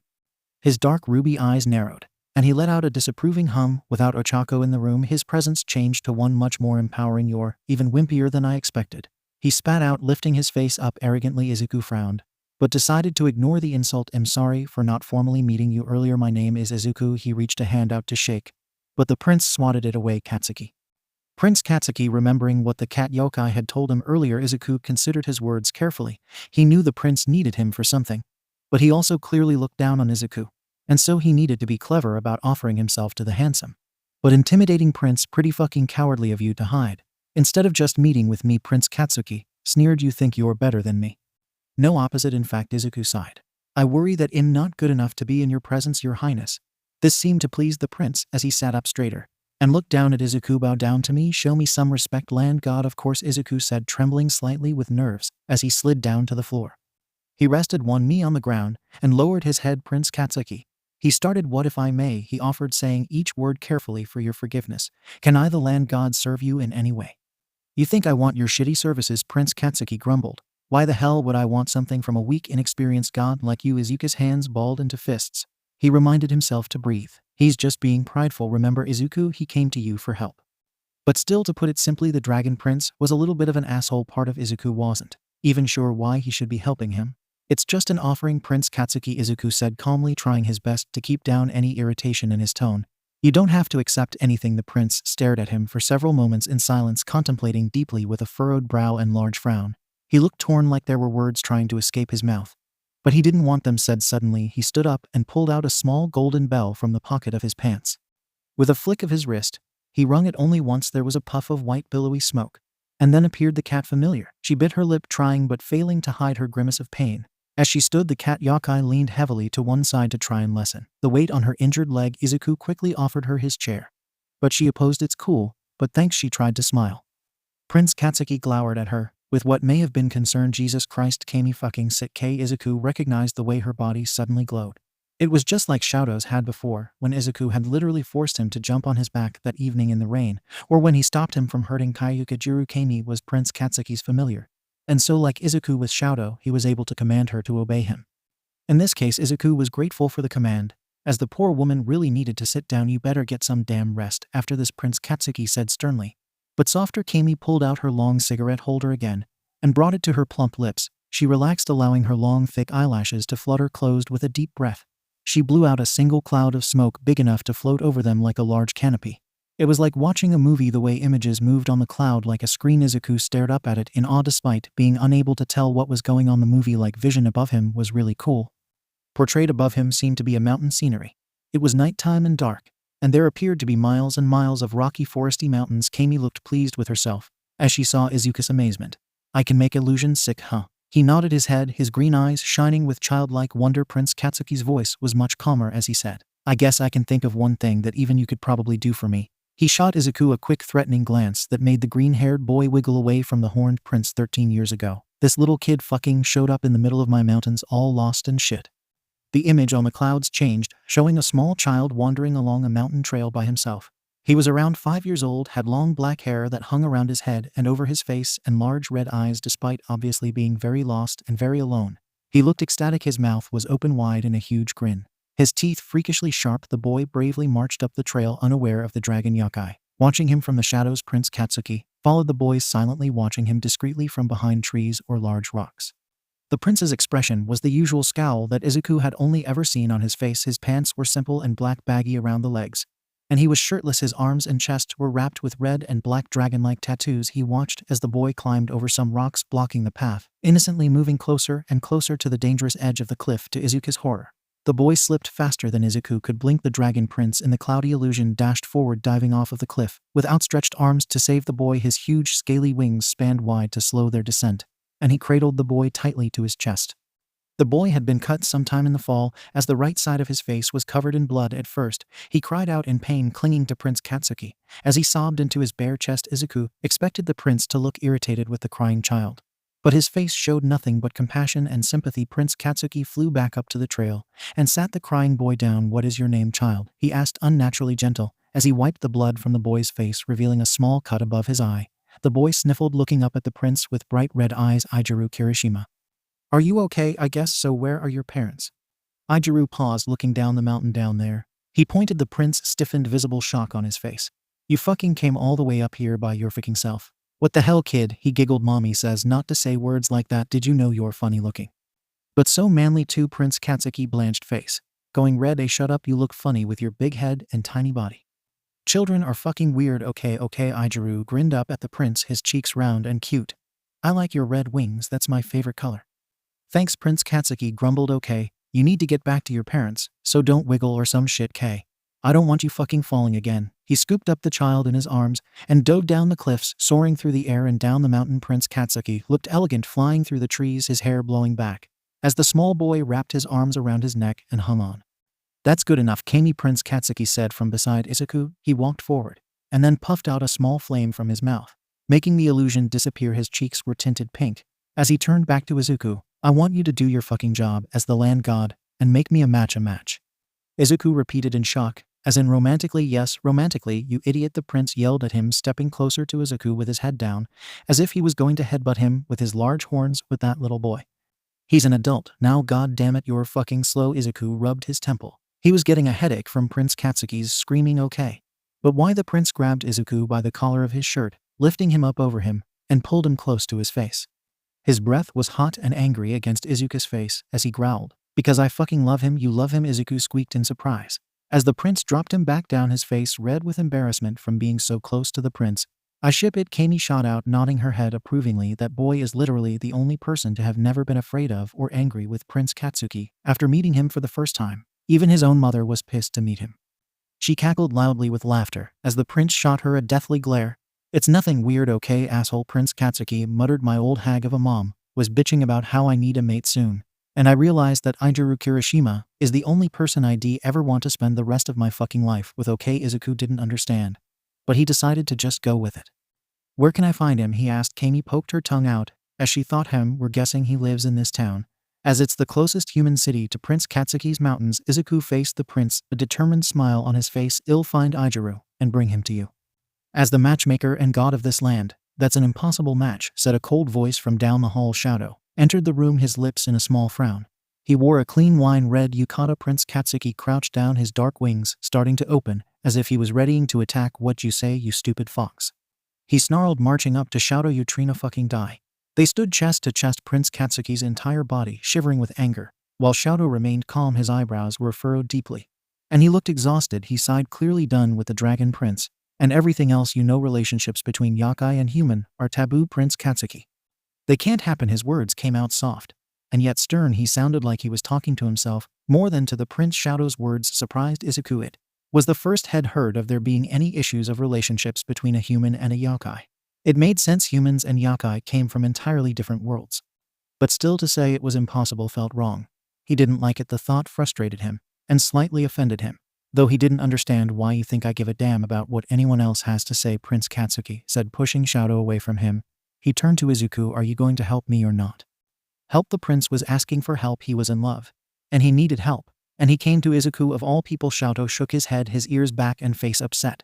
As he waited for Izuku to respond, Kami nodded her head eagerly and encouragingly, and Prince Katsuki just stared at Izuku with an intensity that made his stomach churn. Izuku glanced to Shouto, his eyes burning, as he hoped the fox yokai wouldn't be too upset with him for his decision. Yes, I'll help you find Ijuru Kirishima. Shouto was definitely upset. The fox yokai was already fairly quiet. But not only was he choosing not to speak to Izuku, he also kept his mouth shut around everyone else. When the Dragon Prince demanded why Shouto looked like he had a stick up his ass, the fox got up and left the room. When Kami asked him where the bathroom was, even though Izuku knew that she knew because Shed asked him earlier, he looked at her with a blank frown and then simply pointed in the direction. Even when Izuku and Shouto had been working on the roof together, slowly fixing up the gaping hole, the yokai didn't speak. Every time Izuku tried to start a conversation, he was met with silence. Izuku considered forcing his familiar to talk, but he quickly turned that thought now. Shouto and him were friends now, and friends don't force each other to talk. Friends let friends be grumpy and quiet and childish. But man, the silence was really beginning to frustrate Izuku. Why are you so against it? He blurted out, his tone coming out sharper than he meant for it. He looked at the hammer in his hands and blushed, darkly biting his bottom lip. Softly, Shouto looked up at Izuku, his frown deepening. He looked like he was going to respond, but then he went back to the repairs, moving a little quicker than before. His tail swished behind him. Subconsciously, Izuku, having gotten used to some of his small movements and recognizing that this meant Shouto was annoyed, a small smile crept onto his lips. The two-toned tail swishing back and forth was endearing and fun to watch. I'm sorry about all of this making you upset. But I'm not sorry that I'm helping the prince, Izuku said softly. Shouto didn't respond. They worked for another hour before Ochako flew up, her large brown eyes poking up over the edge like a hungry puppy. Dinner's ready, you two come eat and rest for the night. Well, finish the roof tomorrow, Prince Katsuki said. Head finish the damn thing while you're both out looking for his mate, she said, mimicking Prince Katsuki's voice. Okay, Izuku called out as Shouto simultaneously muttered, not his mate.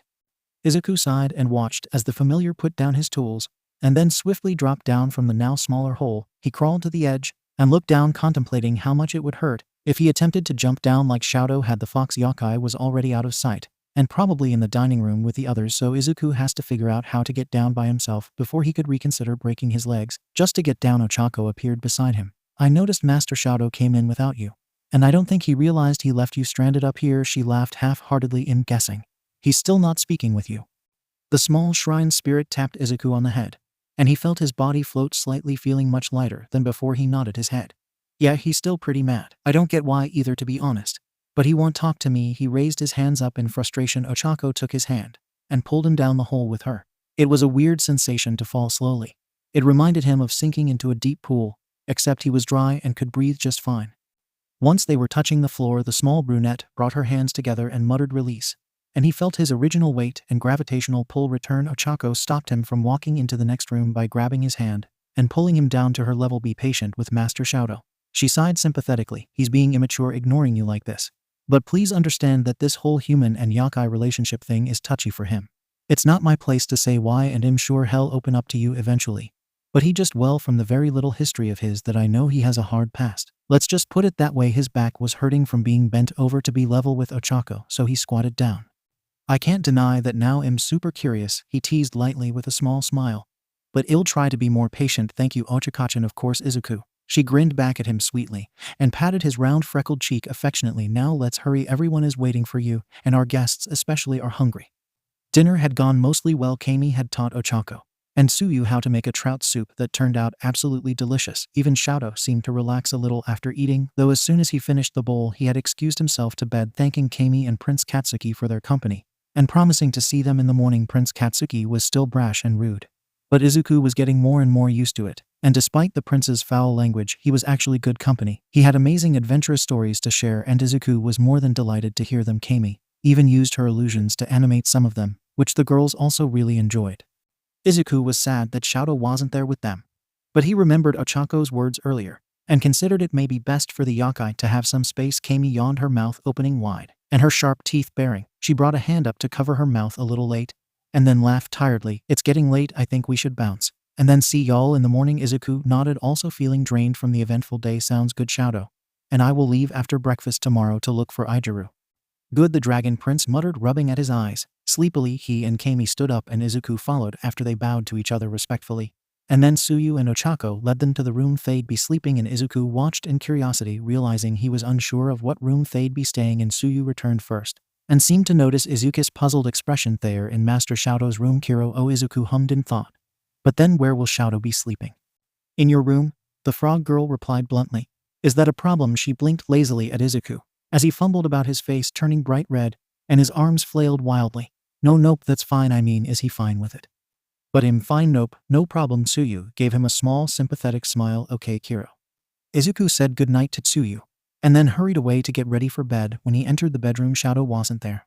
But across the room from his bed was a floor futon that he assumed Shouto would be using later on. He crawled into bed and quickly passed out with exhaustion. Shouto entered the room a little later that night, creeping silently into the room as to not wake the softly snoring land god. He paused by Izuku's bedside, staring down at his relaxed and drooling face. The yokai smiled slightly, his hand reaching out to lightly stroke Izuku's round freckled cheek. He admired Izuku's long lashes and gentle expression. As he breathed long and deep, he sighed softly into the quiet. I wish I was as naive as you. But you just don't understand how dangerous it is for a yokai and human to love each other. His thumb ran lightly over Izuku's bottom lip. His lips were warm and soft against Shouto's cold skin, but also slightly dry from the cool air of the room. With one last long exhale, Shouto turned away, tail moving gracefully behind him, and laid down on the floor futon across from Izuku's bed. After twisting and turning, he grew still in the blankets. Once the room was again silent, Izuku's eyes shot wide open, and his face grew hot. He brought a trembling hand up to his lips, feeling the spot where Shouto had touched him so gently. What's your plan on finding Ijiru? Kirishima? Izuku looked up at Shouto. He was looking forward as they walked the crisp morning air, making Izuku feel chipper. That morning Shouto was acting relatively normal again, and seemed to temporarily get over whatever he was feeling before at breakfast. He was polite and included in conversation, and even spent some time in the garden with Kami before he and Izuku left for town. The land god was happy. It was nice to see Shouto somewhat okay again. He thought back to Shouto's words the night before, almost wondering if he'd dreamed the whole thing. Ochako had mentioned Shouto had dealt with something in the past, and based off what the familiar said, it clearly had something to do with a human and yokai relationship. Izuku couldn't help wondering what in the world had happened to the fox yokai. But he knew it wasn't the right time to ask, so for now he would enjoy Shouto's company while he could. I don't have a plan exactly, Izuku answered, sheepishly scratching the back of his head. I was thinking we could just explore town a little, maybe ask around. The town isn't that big, and so I'm hoping he won't be too hard to find. Shouto nodded his head, his mouth in a straight line. What do we know about him? Izuku tapped his chin in thought. Well, we know he has black hair, red eyes, sharp teeth, and there should be an old scar over his eye. And that's it. He sounded unimpressed. That's it. Izuku sighed. Could I use a talisman to find him? You could try, Shouto replied nonchalantly. But if he's not nearby, I don't think your divine powers are strong enough to find him just anywhere. No offense. Unoffended, Izuku pulled a white talisman and brush out from his yellow backpack. Doesn't hurt to try. He quickly wrote out Kirishima Ijiru on the talisman, then brought it close to his chest. The talisman began to glow for a moment, lighting up Izuku's face. His eyes were closed and face peaceful as he tried to focus and put energy into the talisman. Then he let go, allowing it to flutter away in the wind. Follow it, Izuku yelled in excitement, grabbing Shouto's arm and pulling him down the path. He quickly let go of Shouto's arm, and the two boys ran after the talisman, Shouto running straight and uniform, while Izuku jumped and leapt, sprinted in bursts, and then slowed down only to sprint again. They soon entered the town early enough in the day that not too many people were out. Even then, they still got a few odd stares as they chased down the flying talisman. It suddenly slowed down and fluttered to the floor right in the doorway of a boba cafe. Izuku picked it up, and then looked back at Shouto behind him, both of them panting from the long run. He gave Shouto a questioning look, to which the yokai merely shrugged in reply. Izuku took a few more deep breaths and then opened the door. A little bell chimed as they walked in. The cafe was cozy, the walls a bright blue, and the decorations pastel and cute. There was only two other customers, two girls who sat at a table with magazines in their hands. A young woman rushed out from the back room, her hair slightly disheveled, blunt bangs covering her eyes and her cheeks flushed. I'm so sorry. I hope you weren't waiting long. Let me just give these ladies their drinks and it'll be right to you. She sped past Izuku and Shouto a boba in each hand and gave the girls their drinks. You're fine, we literally just walked in. Izuku smiled kindly, and she let out a large sigh of relief after the girls thanked her. She hurried behind the counter and then greeted Izuku and Shouto. Hello, good morning. Or is it noon now? I don't know, I'm sorry. It's my first time doing a shift alone, because my coworker is late, and I'm a little frazzled. She looked like she was holding back from banging her head onto the countertop. Izuku noticed her little name tag said Kanoko. She was incredibly jittery, her hands moving all over the place as she scrambled to hand them menus for here. Or to go, she practically shrieked. Izuku looked to Shouto, who looked unfazed, and like he could care less here. I guess. She nodded her head vigorously, her fluffy brown hair bobbing up and down. Okay, then follow me this way, or actually you can pick your seating, unless you want me to choose for you. I don't know, I'm sorry. Kanoko hid behind the menus. Well, sit here, Shouto said, and then headed over to an empty booth. Izuku gave Kanoko a thumbs up. You can relax, you're doing great. I don't know about that, but thank you, she whined out, handing them the menus, and then fleeing to the back room again. It doesn't seem like Ijuru Kirishima is here, Shouto said to Izuku, ignoring the menu in front of his folded hands. He looked around the mostly empty cafe, his expression bored. Izuku was looking through his menu eagerly, his tongue poking out from his lips as he scanned the paper menu, excited for the bubble tea. I guess not, he replied, but might as well get something while we're here. Do you know what you want? I'll pay. I don't have any money on me anyways, Shouto half smiled. Izuku chuckled. I'm going to get a taro boba, and maybe an appetizer. What about you? The yokai shook his head. I don't need anything.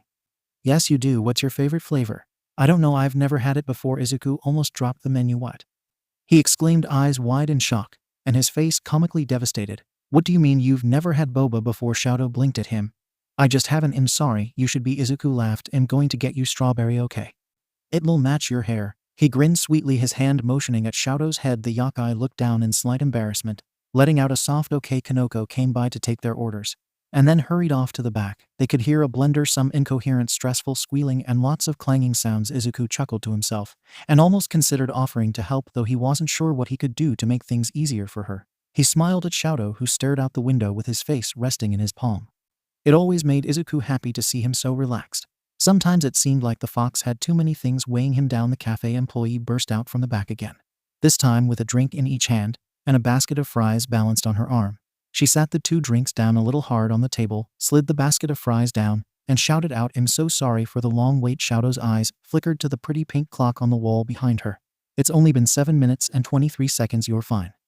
She let out a squeak of surprise, then nodded her head. Okay, well, let me know if you need anything else. They watched her run behind the counter and then crouch down to hide. Poor girl, Izuku chuckled. Ooh, these look good. The 2 creamy drinks sat in front of them in shiny glass jars. Each had a thick white plastic straw sticking out, both drinks topped with a wispy mountain of whipped cream.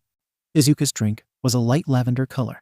The tiny black tapioca pearls sitting at the bottom. Shouto's was pink with the same black tapioca, as well as little bright red chunks of strawberries. Izuku cooed. Ooh, you got fresh fruit in yours. He took a sip of his taro boba and sighed happily. This place is good. How's yours? Shouto. Izuku looked up to find Shouto watching him his own drink, still untouched. The yokai quickly looked away when Izuku caught him staring and picked up his cold pink glass. His mismatched eyes examined the contents curiously, and then he brought the straw to his lips and took a long sip. Izuku watched with eager anticipation as Shouto's eyes widened in surprise. He blinked blankly at the glass in his hands, his jaw slowly moving as he chewed. This is good, Shouto stated, sounding mildly astonished. The freckled boy grinned, a giggle escaping his throat. I'm glad. As they were eating, the door chime went off. Izuku curiously turned to look at the door, his cheeks full of fries. A young man was coming in. Izuku right away, noticing his long bright red hair that was spiked straight up and out. The man quickly hurried over to Kanoko, bowing apologetically, and then grabbing her and giving her a giant bear hug. Kanoko looked tiny in his large muscular arms. She shrieked in surprise, and then tried pushing him away. I'm so sorry, he cried. I'll never be late again, I promise. You've said that before, she pouted, straightening out her purple apron that got ruffled up in the hug. Except this time, it was just me here. You're lucky. It's been a slow morning. Izuku turned back to his fries and tuned out the 2 employees' conversation. He pushed the basket towards Shouto to let him have the last few fries, slurped up the last bit of his drink, and then got up to use the bathroom. Shouto's eyes followed Izuku until he turned a corner and was out of sight. He was glad that the talisman was wrong. This request from the prince was stupid and could only end messy. It'd be better if they didn't find the human man at all. With his left hand, he plucked one of the remaining fries out of the basket and heated it up in his pale fingers. He munched on it contently, quietly observing those in the room. The two girls a few tables away were pointing at a magazine, their voices muffled with giggles. At the front of the cafe, Kanoko was counting the register, while the new employee was putting on a black apron. Something about him felt oddly familiar. But it was hard to think of how when the man's hair was so distracting. The red-haired man suddenly looked up directly at Shouto. Before Shouto could awkwardly look away, the man grinned. Shouto stiffened, his breath stopping in his throat. As he stared at the man's incredibly sharp set of teeth, his eyes flicked up to the man's dark red eyes, large and kind. And with an unmistakable scar over his right eye, he waved to Shouto kindly, and then turned away to head to the back kitchen. Shit, Shouto cursed. Standing up to leave, he headed for the bathrooms, about to knock on the door, when Izuku swung the door open, Shouto's fist close to hitting him in the face. Whoa. Izuku ducked down, dodging the fist. Do you need to go to the bathroom? Shouto grabbed Izuku's arm and pulled him towards the exit. Time to go. Wait, why? Izuku cried out, stumbling over his feet as Shouto pulled him harshly.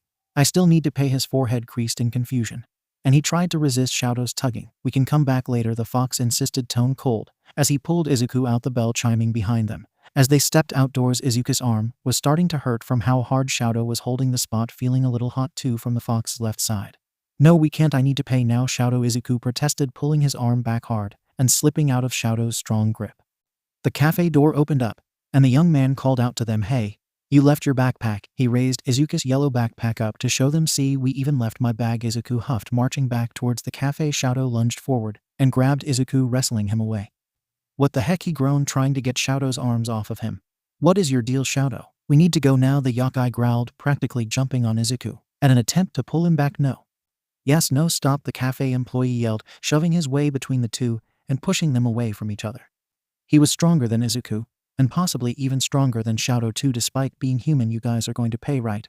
I don't want to call the cops, the guy muttered, rubbing his neck awkwardly as the two stumbled back. Yes, Izuku sighed, sending a quick pointed look to Shouto, who glared right back. Sorry about my friend here, he's impatient. It's cool, man, come back with me and it'll ring you up quick. Then you guys can get going. The man smiled patiently, his lips closed tight and slightly uncomfortable. He handed Izuku the backpack, and then he and Izuku walked back into the cafe, leaving the irritable yokai outside.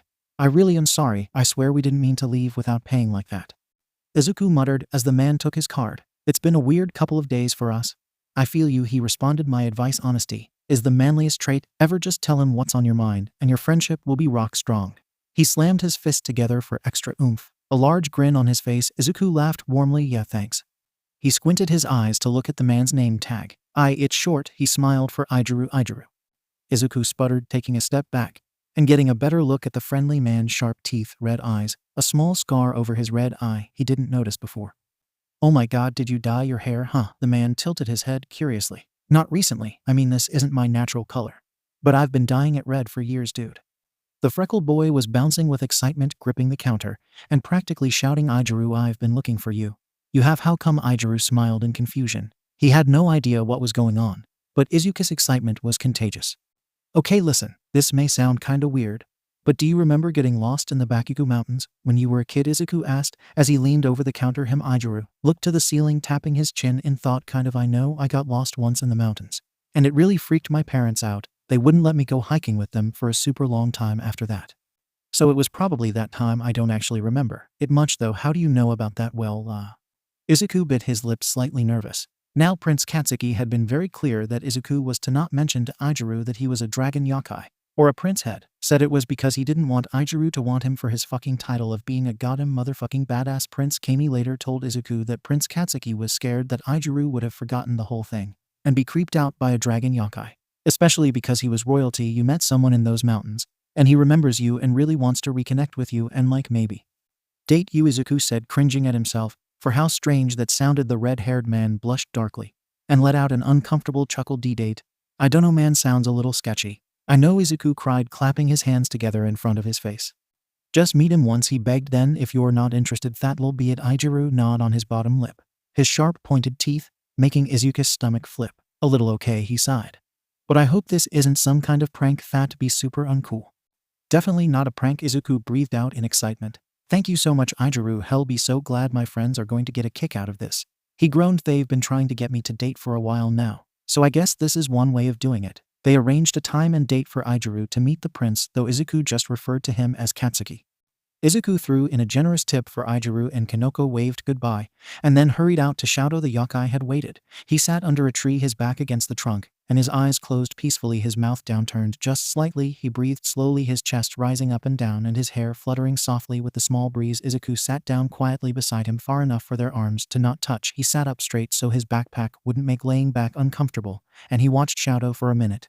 It was obvious Shouto had realized the worker was Ijuru, and it was clear he didn't want Izuku to find out. Izuku ducked his head and ran a hand through his messy green curls in frustration. "Why did you try to keep me from finding Ijuru?" he asked the floor, unsure if Shouto was even awake or listening. There was a long amount of silence before Shouto replied. "It's not a good idea for those two to be together. It's not safe." "And why is that?" He turned to the yokai, who was looking at him softly, gently, his lips frowning and his eyes shining with the sunlight that peeked through the branches onto his face, highlighting the scar around his left. Shouto bit his lip, his face almost heartbreaking as he closed his eyes and sighed sadly. "I'm going to tell you about my mother." Izuku leaned against Shouto's cold side, resting his head on his shoulder. The yokai returned the pressure, allowing his head to rest softly on Izuku's and enjoy the human's warmth. His fingers twitched just mere millimeters away from touching Izuku's. "Okay," Izuku whispered, and listened closely as Shouto spoke of his past. Todoroki, also known as 𝗕𝗏𝗏, was a powerful and terrifying fox known among all gods and yokai. He was greedy, addicted to the feeling of having more than others, more power, more money, more fame and glory. It was said that the flames that burned throughout his body had come directly from the deepest and darkest parts of hell. He was larger and taller than any man he ever came across, his body full of muscle and strength. His 5 tails each danced like fire behind him, his fur itself able to turn into hot, deathly flames. 𝗕𝗏𝗏 had sharp, intense turquoise eyes that contrasted strongly to the dark red of his hair and beard. It was his dream to be the most powerful, stronger and richer than any god. But his dreams were crushed by the most powerful god. All Might was not only powerful, but incredibly kind. He couldn't stand by any longer. 𝗕𝗏𝗏 had killed too many innocent, and so he put a curse on 𝗕𝗏𝗏 for every person he killed from there on out. It would take 10 years off of his life. Alternatively, if 𝗕𝗏𝗏 saved anyone's life, he would gain back 5 years of life. The fiery yokai only laughed, unafraid of the curse. 𝗕𝗏𝗏 was ruthless, even with All Might's deathly curse upon him. He still didn't give up his destructive ways. Instead, he changed his plans for glory. He sought out a mate and planned to bring forth an heir so strong it would be invincible. So he searched and searched until he found Rei, a celestial kitsune that lived deep in the snowy mountains. She was ethereal. Her entire essence was pure and bright.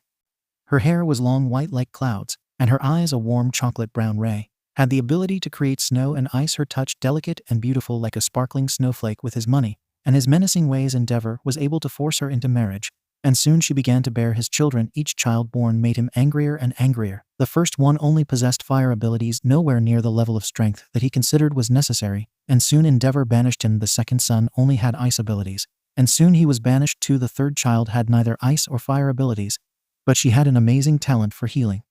𝗕𝗏𝗏 kept her for his own use, forcing her to be stronger, so she could heal him of his curse. But rather than save him, she killed herself. Rei was traumatized. Finally, the fourth child had what 𝗕𝗏𝗏 wanted, the ability of both fire and ice. Rei named him Shouto. By then Rei was a different yokai altogether. She no longer shined with purity. Her eyes were dull, her hair and fur was brittle and dry, and she lost the grace she once had. Rarely did she create snow, as whatever she created would only melt in the presence of 𝗕𝗏𝗏. At first, she cherished her fourth son. She tried to protect him, comfort him, when 𝗕𝗏𝗏 was too brutal with the small fox yokai. But as he grew stronger, so did her fear. Eventually, she could barely look at Shouto, as all she could see from half of him was NG. Then one day she disappeared. 𝗕𝗏𝗏 was enraged. He searched for her everywhere. Each village he passed through was destroyed by his wrathful fire, killing hundreds of innocent people. Shouto did his own searching. He was desperate to find her, his heart broken and aching without her light in his life. His pursuit was opposite of his father's. He left no evidence of where had been. He passed through each village, silently undisturbing the people or things. Finally, he found her shed, taken on the form of a human, hiding her ears and tail. When Shouto found her, she was in a tiny home in the arms of a human man. She looked brighter and more alive than Shouto had ever seen her. Her hair was shorter, shoulder length, and she looked aged, but she looked healthy and beautiful. Still, he wanted to be a part of her beauty in her life and bask in her light. That night, when the man had fallen asleep, Shouto entered the home. He planned to ask her to let him stay with her and the human man. But when she saw Shouto, she only saw the side of him that resembled his father. And in a panic, she attacked him. The ice she created was so cold and deadly that it turned her hands black and scarred Shouto's flesh so badly that he looked as if had been burned. He fled only to be discovered by his father. Shouto refused to tell 𝗕𝗏𝗏 where his mother was. But he was a cunning yokai and able to find out anyways. He burned down the man's home, kidnapped him and Rei, and brought them along with Shouto back to their home. He tried to force Shouto to kill the man, but the young yokai refused, so 𝗕𝗏𝗏 beat Shouto, and then killed the man himself as slowly and brutally as he could. He forced Ray and Shouto both to watch that night. He banished Ray, calling her vulgar and disgusting names before she left. She told Shouto one thing: don't ever love a human. Yokai are dangerous and tainted. We bring destruction and pain wherever we go. She lightly touched the bandages over his left eye and continued, and humans are weak. We can't depend on them. They can't protect us or help us. If a human and yokai are together, it will only end in disappointment and devastation. She soon died of a broken heart. Izuku wiped his eyes with the back of his hand, while his other hand gripped Shouto's cold hand tightly. Shouto's voice was rough, almost growling, as he included one more detail. I know that she's dead now. I know when she died and how she died too, and yet I have absolutely no memory of it. He squeezed Izuku's hand, his eyes closed tightly, as he held back his own tears of frustration. It's also why I don't use my fire. I don't want to be anything like my father. I'm so sorry, Shouto. Izuku gasped out, his throat burning as he tried to hold back a sob. I had no idea. I should have been more considerate. I get it. I do. He bit his lip and sighed. I'm so sorry about what happened to you. And your mother. He couldn't stop the fat tears from rolling down his round cheeks as he sobbed, rubbing at his eyes furiously to try and hold it back. Izuku tried to apologize, blaming his own mother for making him an emotional person. Shouto gave Izuku's hand another assuring squeeze and chuckled softly. I don't mind, he said as he let go of Izuku's hand to reach up and help wipe the tears off his freckles, a small but fond smile on his face as he stared at the land god. It shows you care. The familiar politely scooted himself away from Izuku, and they sat in reflective silence for a little longer before heading home to the shrine. They had to stop a few times when Izuku would get a little emotional and needed to gather himself. You're so strong, Shouto, he hiccuped. Thank you, the fox replied simply. I'm sorry I'm taking this so bad, he had muttered in embarrassment. You know, Shouto teased gently, I don't think I even cried this much over everything that's happened. Izuku punched him in the arm with a watery laugh. Stop it. They walked quietly for a little longer. Izuku thought hard about what Shouto told him. He understood now why this situation with Prince Katsuki and Aijiru was so provoking for Shouto. But he found himself feeling more frustrated than before. He took a deep breath and then touched Shouto's shoulder lightly to get him to look over at him. While they walked, what is it? the yokai asked, though his face was tense and wary as he saw Izuku's own discomforting expression. Izuku took a deep breath, then replied, I want to say something, but please know that I really don't mean to offend you or disregard anything you told me. He took his hand off of Shouto's shoulder and then rubbed his own arm self-consciously. As he continued, I understand why you believe humans and yokai shouldn't be together. What happened to you and to your mother was absolutely awful, and it makes sense why you would think that, but... Shouto's brow furrowed. But he continued to listen. But what? But maybe your mother was wrong. Izuku looked to the floor in shame, feeling guilty about his words. The yokai didn't respond, and when Izuku glanced up at him, his stomach churned. Shouto looked straight ahead to the road, a deep frown on his lips. His hands were clenched into tight fists. But rather than angry, he just looked torn. Izuku saw the way Shouto's lip trembled and quickly looked away, his chest aching with guilt. He opened his mouth about to apologize when Shouto spoke first. Show me. Izuku gazed at Shouto with wide eyes, barely whispering out a soft what. Shouto turned his head to look directly at Izuku, his eyes glossy and unblinking. His rough voice almost sounded pleading as he responded, show me that she was wrong.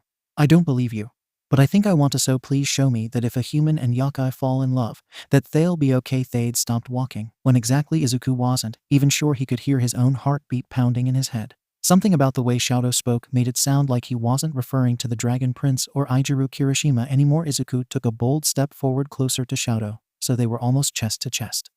He looked up at the handsome yokai, his gaze moving from the brown eye over to the turquoise eye and back. Shouto's face seemed to be coming closer to his. But he was sure he wasn't leaning any closer. His lips were just a breath away. If Izuku leaned forward just a little more, he'd feel them against his own. But instead he pulled away, taking a step back, and tried to smile at Shouto. Though it wasn't quite as sincere as his smiles normally were, it wasn't obvious. But it almost looked as if Shouto's face dropped just slightly. If he was being honest with himself, Izuku really did want to try and kiss Shouto. He could already feel his eyes burn with disappointment, the hope and desire of being closer to Shouto beginning to dissipate. Yes, he was starting to feel something for the yokai. Yes, he wanted to kiss those light pink, soft-looking lips. And yet something about doing so now, while Shouto was a little vulnerable and in pain from recalling his traumatic childhood, just felt wrong. Shouto was his friend. It wouldn't be fair to take advantage of him like that. I'll show you that they can love each other, he said with a firm voice, and then moved forward to continue walking home. But in the back of Izuku's head, deep within his thoughts, his inner voice was saying something else. I'll show you that we can love each other.